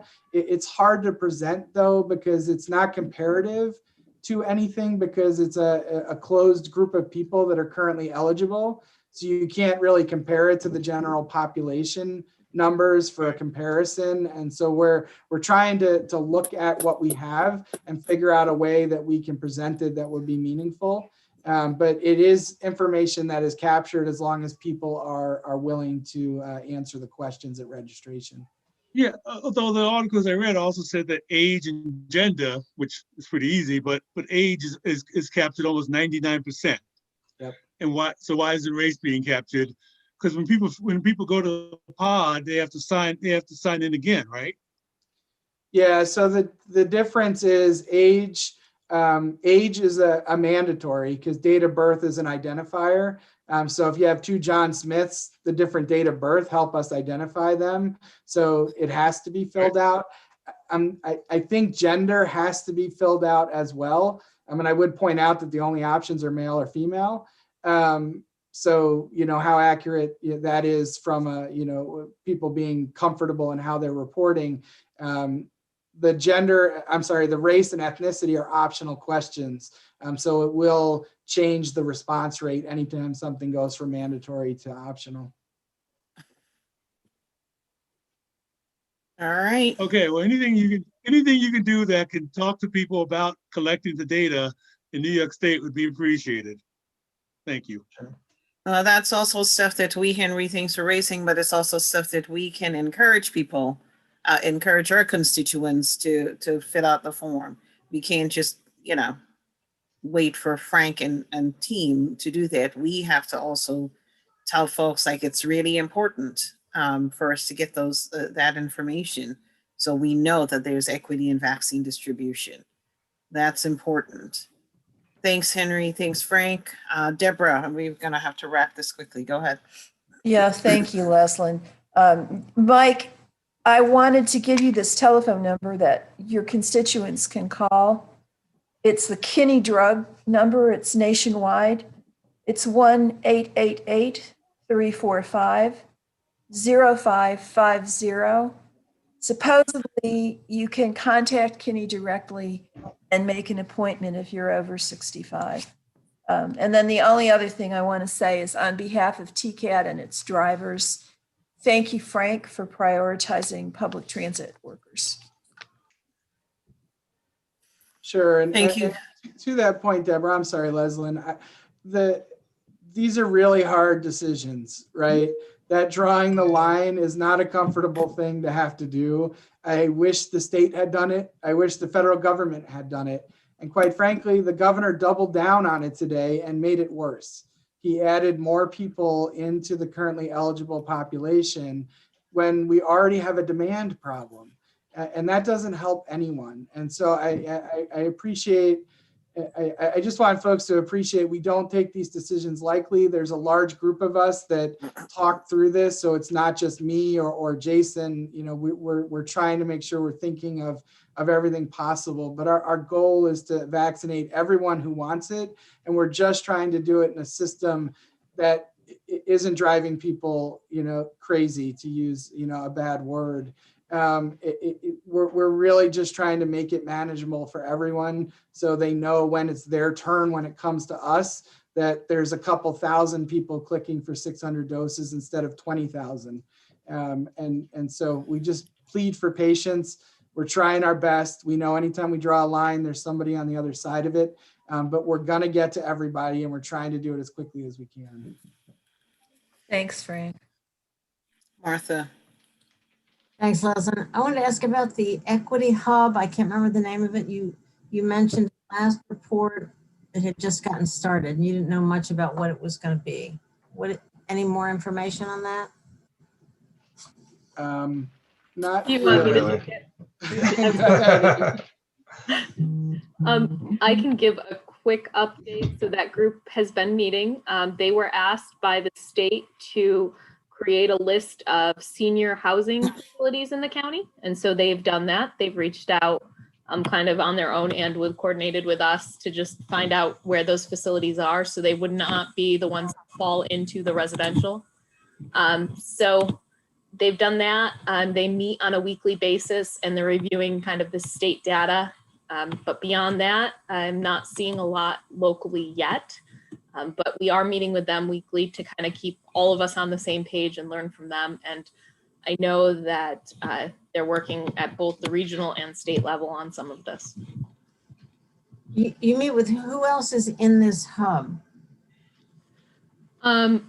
So we have 3 representatives here in Tompkins County. So Dr. Dundali, Dr. Waldman, and Patricia, whose last name I always forget. Patricia Fernandez de Castro. There we go, Fernandez de Castro. So the 3 of them are part of the regional hub that is part of HS's region. Patricia is also a member of the state equity task force. So she's working at the state and the regional level. We have conversations with the group, the 3 of us, Frank, Jason, or a member of the EOC and myself, just to find out what they're learning and see how we can support them. Okay, so that's going on and they've started. And when you say senior housing, you mean senior apartments, not necessarily nursing home. Okay. Yep. Non-nursing home, right. Senior living places. Yep. Okay, thanks very much. So I'm going to try and wrap this. So I think like everything else, I'm going to start where Amy just left off, and just understanding what the Equity Hub, I mean, we're talking about representatives from throughout the state. So it's not just us. So I don't know, 200 or 300 people on this hub trying to talk through and make decisions. You can imagine what that is and how that is. So eventually something will work out, but they're working through it. I want to give major kudos to Frank and Jason and the entire team, Amy, Dominic, and others, because I know you're not just, like Frank said, like I said, I'm working backwards. They're not just doing this in a vacuum, talking amongst themselves. They're also, talking with community members, trying to get input, trying to, think of all the different scenarios and the what ifs. And when, we get vaccines, how do we? Getting people to help with, communications, developing communications plan, thinking of potential sites that, if we are allowed to, we can have some pop-up vaccination sites. So all of those things that they have been forward thinking around and putting plans in place in the event that we get vaccines, looking at what the federal government has stated, President Biden today with 10.6 million or something like that vaccines out the door, and trying to get as many every week. So maybe we'll get more, who knows? And we're thankful for that. And with more vaccines getting approved potentially and coming on board. We know it's just taking a little bit, and we're asking for everybody's patience. When I know that there's lots of work being done, it is not just us. NISAC continues to, as a collective group, reach out to the governor's office and ask for a little bit more control, for counties to have a little bit more control over the whole vaccination plan. Give us a vaccine. So it's hard. So when I hear Mike, say our seniors are feeling about us as a county, I clearly understand. I feel a lot of those calls. In my personal work, I have a whole senior program, 100 and actually 200 and something seniors registered in it. And I get those calls and they're very concerned about getting in, but the of 65 and over being restricted to pharmacies. And we are saying, can you loosen up the reins on that, allow us to do some more? So throughout NISAC, that conversation is happening. So we're not the only ones feeling it. Other counties are also having the same conversation. Overall, we're just trying to do the best that we can with what we've been given. I do have a quick question for you all. There was a question that came to us about the schools and outside of vaccines. Now that sports are opened up and all of these things, high-risk sports, there is concern about schools being shut down if one person is in quarantine, an entire school is shut down, and people are asking, like, why are we allowing them to do that? Is that our call? Short answer on closing schools is that's not our call. I can tell you confidently that I have not recommended or closed a single school. What we do is we do disease investigations, and oftentimes that leads to people being quarantined, not only students, but adults, teachers. And generally when you see school closures occurring, it's because the number of adults that were exposed and need to be quarantined is too large for the school to continue to operate, in the manner that they think is appropriate. So I think in almost every occasion when schools have been closed, it's because of the adults that have been exposed. Different schools have different approaches to how strictly they pod students, how much interaction there is with different teachers with different students, and all of that plays a role in how many people end up being exposed. But it has been our position from the beginning that in a classroom setting, we quarantine the entire classroom. They're generally in there for extended periods of time. And so they may have been with a mask and more than 6 feet apart, but they're in the room for 35, 45, sometimes over an hour long. And so we consider that approximate contact, and we quarantine the classrooms. That really hasn't been changed since the beginning for us. And we do recognize that that has an impact, particularly if multiple adults are included in that. Thank you for reiterating that explanation again, Frank, and who's responsible. Are there any other questions for Jason, Frank, Dominic, Amy, and the entire COVID Tompkins County, like I said, crack above excellent COVID team? Jason? Just one closing thing is we're still waiting to hear back from the governor. I made a challenge to the governor that we can vaccinate so well that if they gave us 10,000 vaccine, I would let him pick any one of his 20 sites and we would do it faster, better, more equitably, and more efficiently. I'm waiting to hear back from him. I've said that note several times to our governor's rep, but had no avail, have had a response. So if you happen to see him, please know that we're waiting for our response and we're ready to challenge him. So that's the only thing that I'd add to that. Nice way to go. Gotta try all kinds of tactics. He didn't seek any input from anyone before he made that challenge. I just want that on the record. Ask what the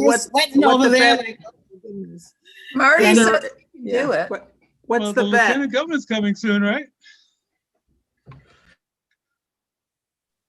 I don't know What's when the, the, too many people were talking at the same time. the bet was is if they gave us 10,000 vaccine, I'd let him pick any one of his 20 sites and we would do it better, more effectively, more efficiently, more equitably. And then if we did that, they would guarantee us a minimum of 10,000 vaccine every week.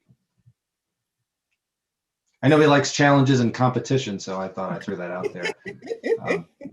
I sent that by email to our governor's rep and mentioned it to her a few times, and she said, "We understand you guys know what you're doing, but when we get the supply, you will." So, Hey, you know, our vaccination program does not get featured in the Wall Street Journal just because we're not doing it right.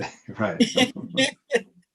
So thank you all again so much for all the work that you have been doing in trying to keep all of us in Tompkins County safe and protected in every which way, not just around COVID, but also with the flu and all the other things that you have to do. So we appreciate it. All right, let's move on. That was very informative. Finance Director, is there anything from you? I saw Drew at one point, and there's Rick. Hi, Rick. Got a very short one tonight on casino revenue. You weren't expecting this, so let me share my screen here with you. Are you seeing this little chart here? Not at all. Not at all. Let me click on it. How about now? Almost. Almost. Now. Now? We're seeing it now. Okay.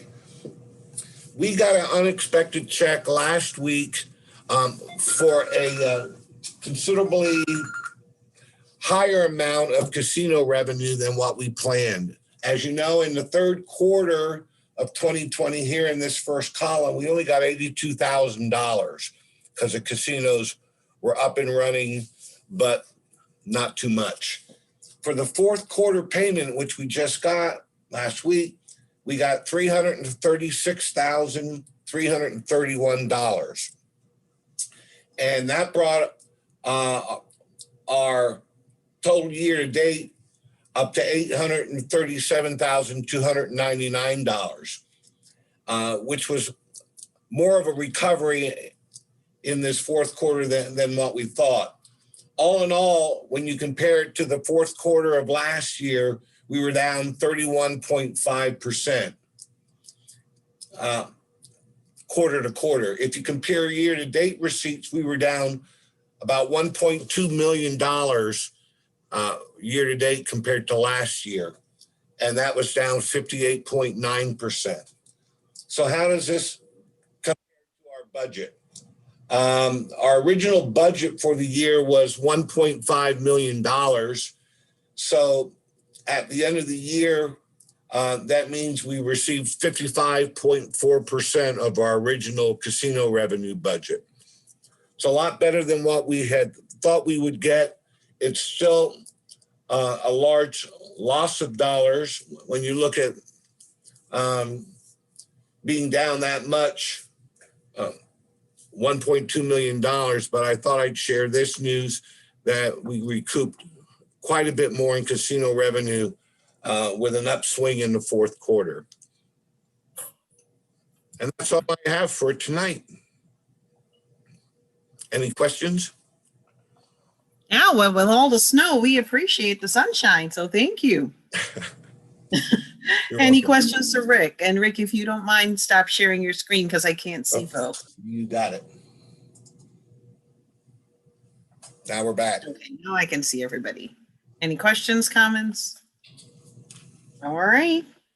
Thank you very much. Thank you. County Attorney Jonathan Wood, any report? A very short report. Just want to let people know that Airbnb says they will collect the tax that we passed at the last legislature meeting. And I also put them in touch with the city about their yet to be passed, but passed by the governor, tax on bed and breakfast as well. And we'll see how that goes. All right. Thank you, Jonathan. Any questions to Jonathan on this or any other issues? No? All right. Thank you very much. Let's move on back to our standing and special committee reports.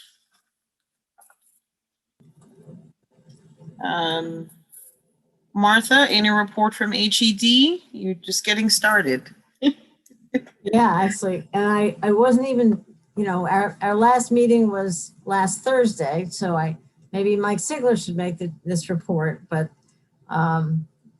which he is welcome to do, but, Your thing, Martha. This is your moment to shine. So. Okay. All right. So we met last Thursday. We did, as you saw, the resolution on the IDA. We had a good report from Nick Helmholt about the tourism numbers as of kind of end of the year, and what they have paid out to the recipient, the typical recipients, mostly the approximately 18 arts and cultural organizations. We did ask if they've been receiving have applied for the PPP program. I know the nonprofit agencies, many of them did receive that salary support. So Nick was going to check to see if those organizations had also applied. That's those are the main topics that we did cover. We had a report about the rental assistance program, that reuse of our CDBG money, and Megan McDonald was able to get some sort of permission from the state to make the program a little more flexible. So they're going back and recontacting. This is all done through INHS is actually administering that rental assistance program. And they're going back and recontacting anybody who either didn't finish their application because there was a lot of paperwork involved, or people who were denied because they didn't meet some of the prior qualifications. So those regulations were eased up. We're really pleased to hear that had been done, and we're hoping that they'll be able to get that money in people's hands to help to pay back rent. Those were the main topics that we discussed at the meeting. The next HED meeting will be the last Thursday in February, and as we've already discussed, we'll talk about the IDA again. So, and I hope to talk about goals for the year. So that's homework for committee members to think about for 2021. That's all right. Thanks, Martha. Any questions, or Mike Sigler, is there anything you want to add? No, I think Martha covered it pretty well. So. Beautiful. Thank you. Thank all you. Right. We'll move on to Downtown Facilities Committee. Dave McKenna, Chair. Thank you, Leslie. Downtown Facilities Committee did not meet since the last legislature meeting. We will be meeting February 11th at 3 p.m. That's a change from previous. It used to be 4 p.m. So it'll be at 3 p.m. on the 11th. That's my report. Thank you, Dave. Any questions for Dave? All right. Health and Human Services Committee, Shauna Black, Chair. Nope, I missed somebody. Sorry. Public Safety Committee, Rich John, Chair. Thank you, Leslie. The Public Safety Committee met. We had a presentation from the Cattell Center on some proposed legislation in New York State called the Less is More Act, which would call for reform of our parole system. Right now, our parole system, roughly 65% of the people on parole end up going back into the system. It's also an issue locally because of the number of people held in our local jail on parole violations. Some of them, what are called technical parole violations, that are not crimes, but they can be missing a meeting, failing a drug screen, or not meeting some other requirement of parole. And certainly parole officers need some enforcement mechanism, but these people end up going back and sitting in our local jail at our cost for up to 60 days or even more, waiting for a hearing. The system just is not working very well. And we had a very good presentation on it. And I believe we're going to bring a resolution in support of the Less is More Act at our next meeting. We're also going to have the Reimagining Public Safety report in draft form before us at our next meeting, which is February 18th at 3 o'clock. That's a Thursday. This will start a process leading to public comment on the draft report, some revisions I anticipate, a lot of discussion, and it coming to the legislature for a vote, likely at a special meeting on March 30th before submitting to New York State on April 1st. The only other thing I'd just like to mention is our jail count today is at 34 with 1 board out and 1 board in, which is, again, is a historically low number. Happy to try to answer any questions. Thank you, Rich. Questions, comments for Rich? All right. Now, Health and Human Services Committee, Shauna Blackshear. Thank you very much, Leslyn. We have not met since our last meeting, and our upcoming meeting is February 17th at 2 p.m. And we will be focusing on 2021 goals and priorities. Vice Chair Henry Grannison and myself will be meeting with department heads Thursday and Friday to get an idea of what they're working on. And those will be reflected in some of the goals that we put forth. Obviously, it's going to be a committee decision on what route we would like to go. So if committee members can also have an idea of some goals for the year, I look forward to hearing from everyone. Thank you. Questions for Shauna? Okay. Facilities and Infrastructure Committee, Mike Lane, Chair. Well, we met on January 21st. We didn't have any resolutions to consider, but we spent some time. It was kind of nice with the committee, which is basically carrying over from the previous committee. We talked about what we may like to see for our goals. We'll be talking more about that at our next meeting. But we were joined by Mike Hall from Airport and Jeff Smith from Highway, and of course Jason Molino, and we had a nice talk with not a lot of pressure. Jeff talked to us about things like updating the project map with the culvert location from the Bridge New York program. A lot of things are still in flux because we don't know exactly how much money we're going to get from the state, from the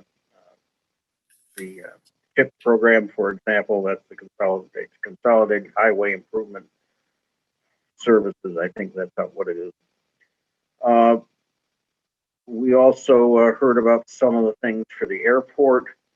I think one of the things we would like to do would be to seriously pursue, seeing if we can move along the project to have the DMV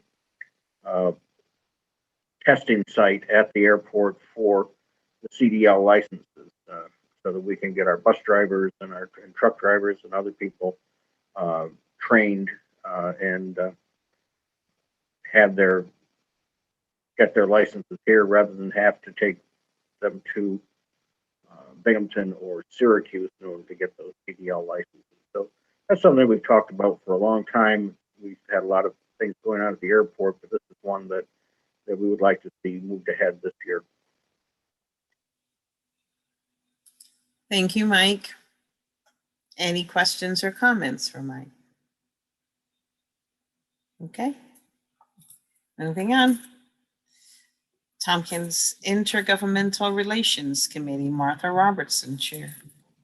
Thank you, Leslyn. We have not met since the last legislature meeting. Our next meeting is is a Friday, but that's not what our usual time is going to be. We moved it because of the NISAC committee meetings.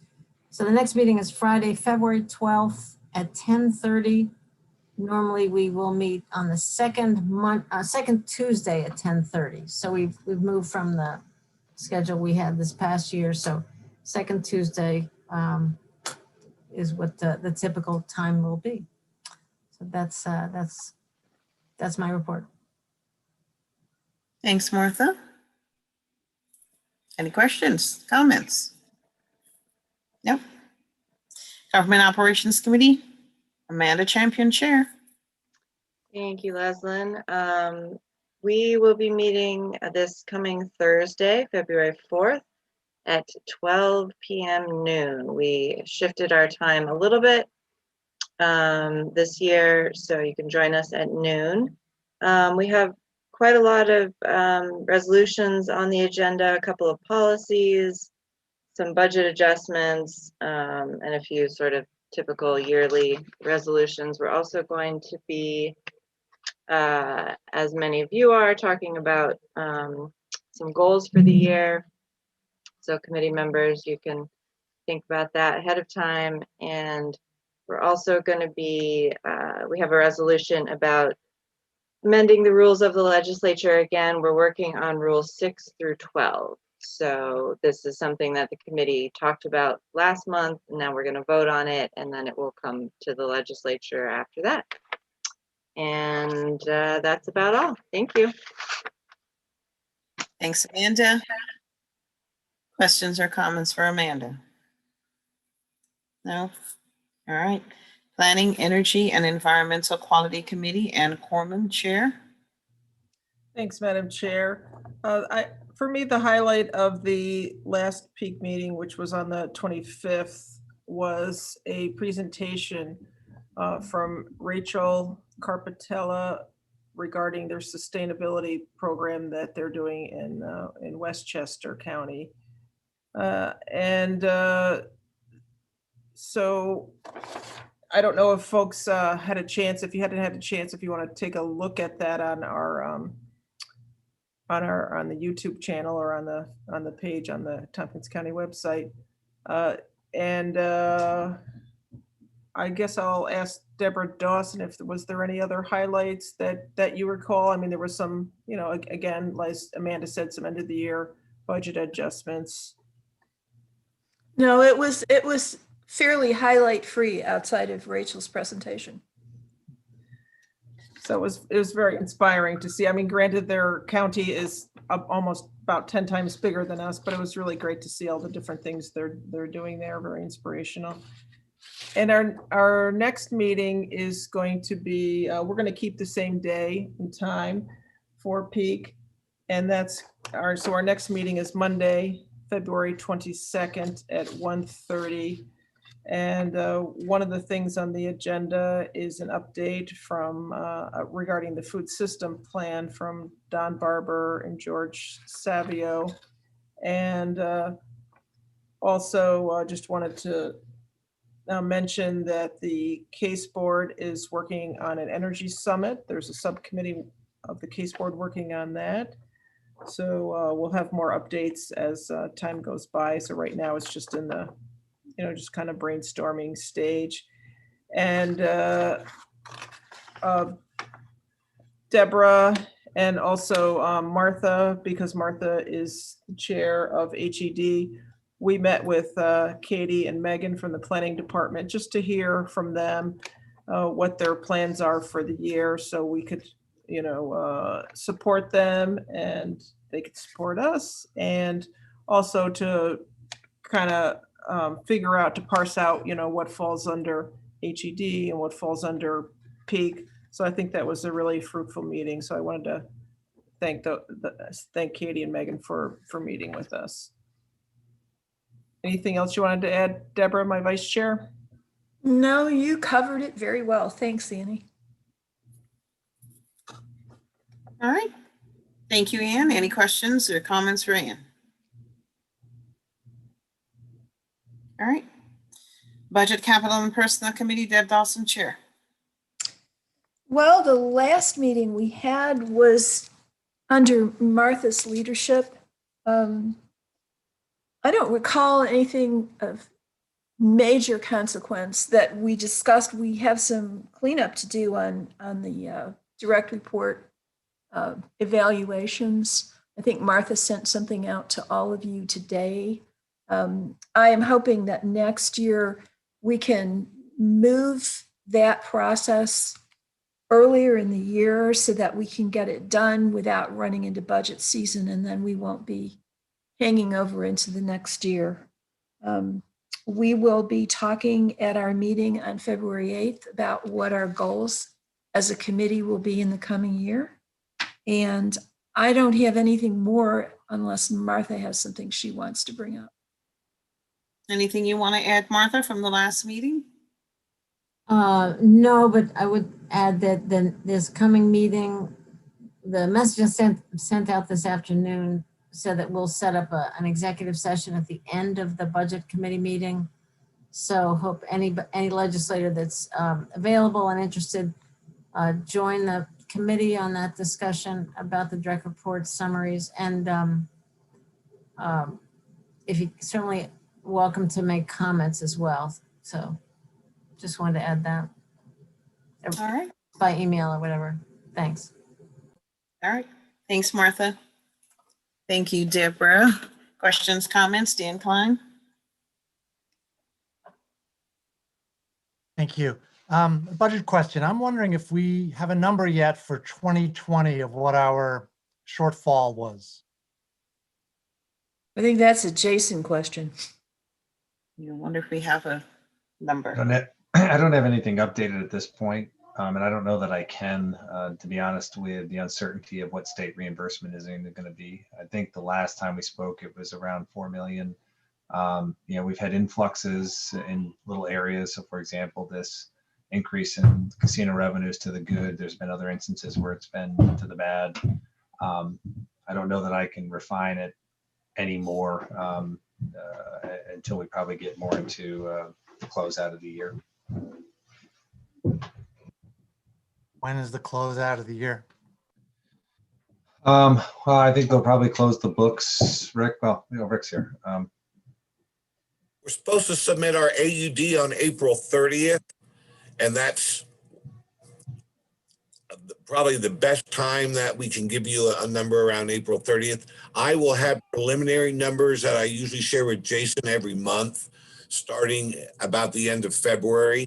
So by the end of February and the end of March and the end of April, we'll have fund balance, projected fund balance figures for the end of 2020 for the general fund.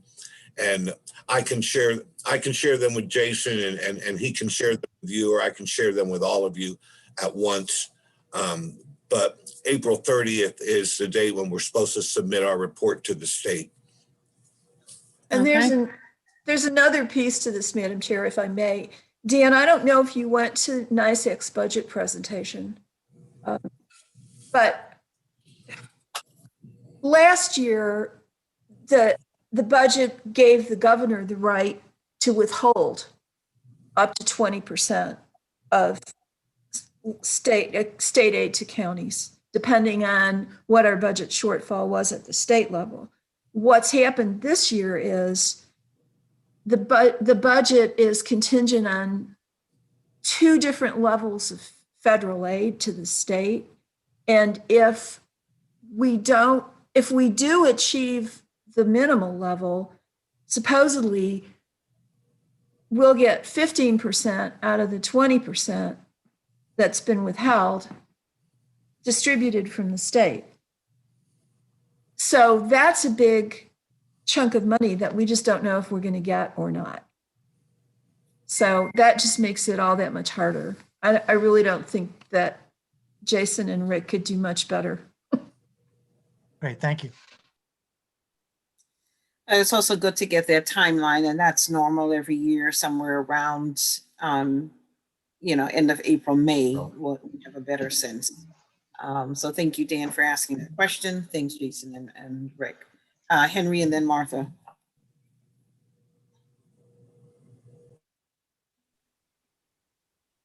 Yes, I thought that the governor's budget was for either the 5% cut or the 15% for the future. I didn't think it was going back in the past.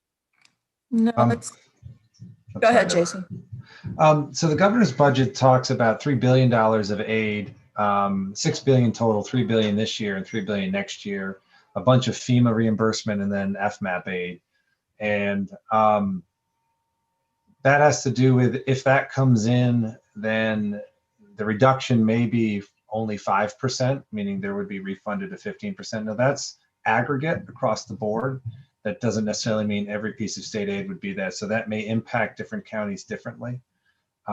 So that's what I think Deborah was referring to about the stimulus or the unrestricted federal aid that comes into play, and that's yet to be seen or unknown. I intend to present at the next ledge meeting kind of a summary of the state budget to date, and just based on the executive budget, some slides that Dave Lucas went over, and I have a meeting this week with some other staff about what we know and what the proposed budget so far may mean impact wise. So I'll put together some slides for everyone in 2 weeks and kind of go over it a little bit. Do we have a sense of the Biden stimulus bill, how much New York would get?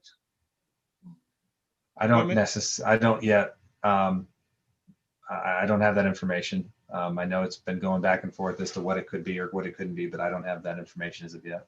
And I don't think NISAC's really issued anything specific by county yet. No. Yeah. No, I do know, or I did read today about the president's COVID or FEMA reimbursement, 100% to states. And so I'm sure we'll get more information on whether some of that 25% that states no longer have to have that share. So I don't know how that trickles down to counties, and since it just happened today, I'm sure you'll have a lot of information, and maybe there'll be something that supports our FEMA reimbursement and all of that as well. There's also, Leslie, there's also some extension today, or the possibility of extending the FMAP funding through the rest of the year. That's a big to-do, and that may help cut the state's deficit down a few billion.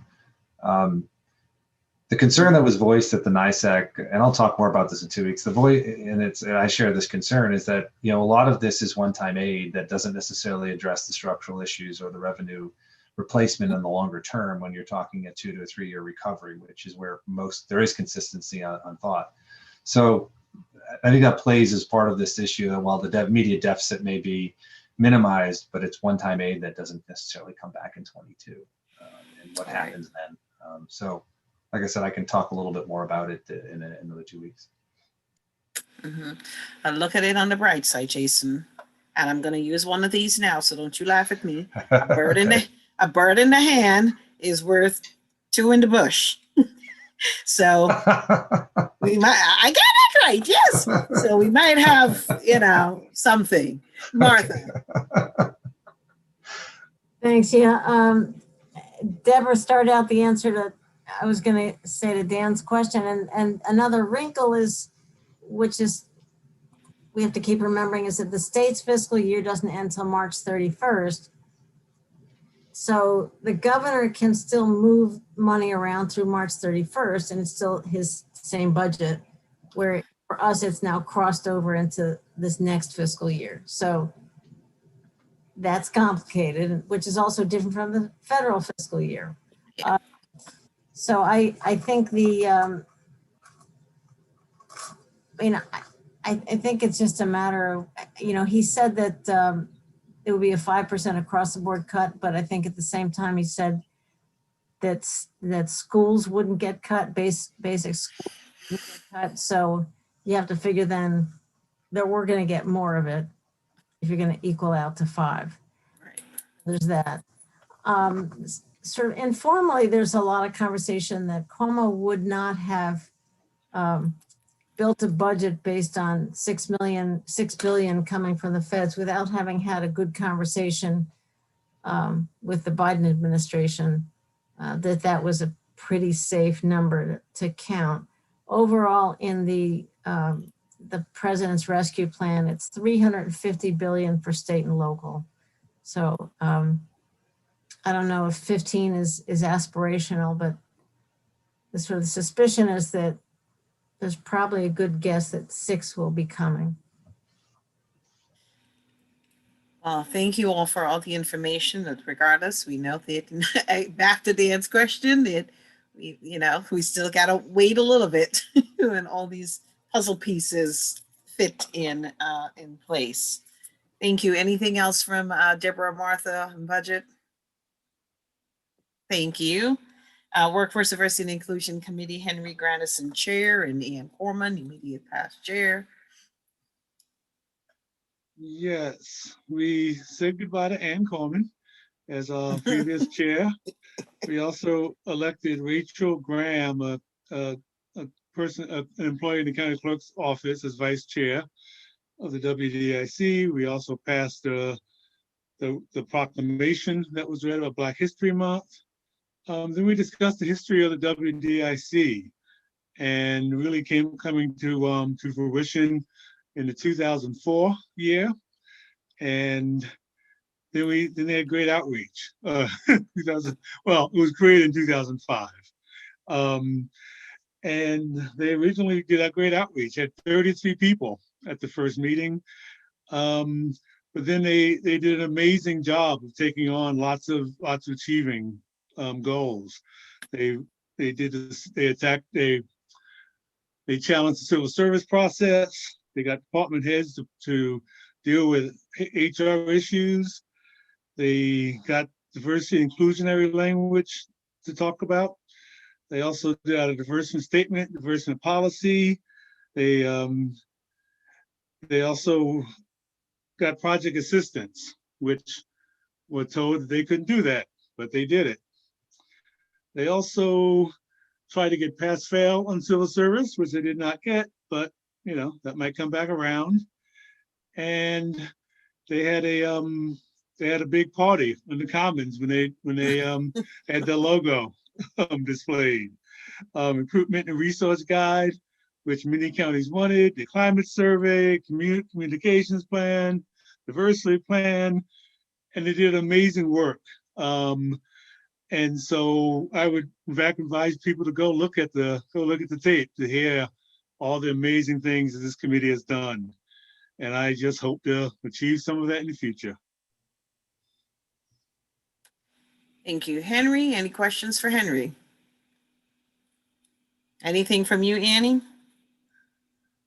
Well, I was just looking to see if Mike Lane was still on the meeting, because I know once we talked about history that maybe he'd be jumping on that. But really, I also encourage people to go back. This is the history of our county, and it's even more relevant now, than ever. And it's about moving forward with all the great work, on the shoulders of all the great people that have done this work before us.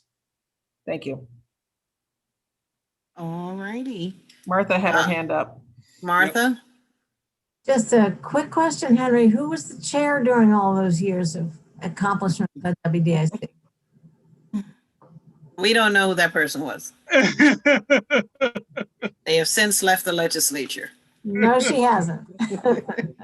Oh yeah, we got her to admit to staying on the board even after she leaves the legislature. Excellent. Thank you, Leslie, for this many years. She didn't announce it to the end of the meeting, though. Thank you. And it wasn't just me, Kit Kephart and Larry Roberts, who've been there from the start, Lisa Holmes, all contributed to the history of the work that the WDIC has done. So and Kathy Covert too. And Kathy Covert. Yes, and Kathy Covert. Yep. Thank you. All right, there are no individual member filed resolutions. Let's go to the minutes of the previous meeting. Move, Deborah, do you have your hand up to move them? Moved by Deborah Dawson, seconded by Amanda Champion. Any discussion on the minutes? Shauna's daring you all. She's like, all right, let's have a vote on the minutes of the previous meeting. Rich John, Yes. Dan Klein, Yes. Ann Corman, Yes. Mike Lane, Yes, Dave McKenna, Yes. Glenn Maury, Yes. Martha Robertson, Yes. Mike Sigler, Yes. Shauna Black, Yes. Amanda Champion, Yes. Deborah Dawson, Yes. Henry Grandison, Yes. Leslyn McBean Claiborne. Yes. We have 13 ayes, 0 noes. All right, we've gotten all our voting things out of the way. And now as part of the business of the meeting, I'm going to ask for a brief executive session, very brief executive session for the purposes of updates on personnel matter regarding a particular person, and I do believe real estate negotiations. No action will be taken on either of these while we're in executive session or when we come out of executive session. May I have a motion to go into executive session? Moved by Deb Dawson, seconded by Amanda Champion. All in favor of going into executive session, vote. Rich John, Yes. Dan Klein, Yes. Ann Corman, Yes. Mike Lane, yes. Dave McKenna, Yes. Glenn Maury, Yes. Martha Robertson, Yes. Mike Sigler, Yes. Shauna Black, Yes. Amanda Champion, Yes. Deborah Dawson, Yes. Henry Grandison, Yes. Leslyn McBean Claiborne. Yes. With 13 ayes, 0 noes. All right, thank you all for staying through and not getting a break tonight. We got through it. And, Should I stay or should I go, Leslyn? you should go, Rick. I should go, okay? You should go. Have a good evening. Be safe out there. Thank you. Rick. You do the same. I will.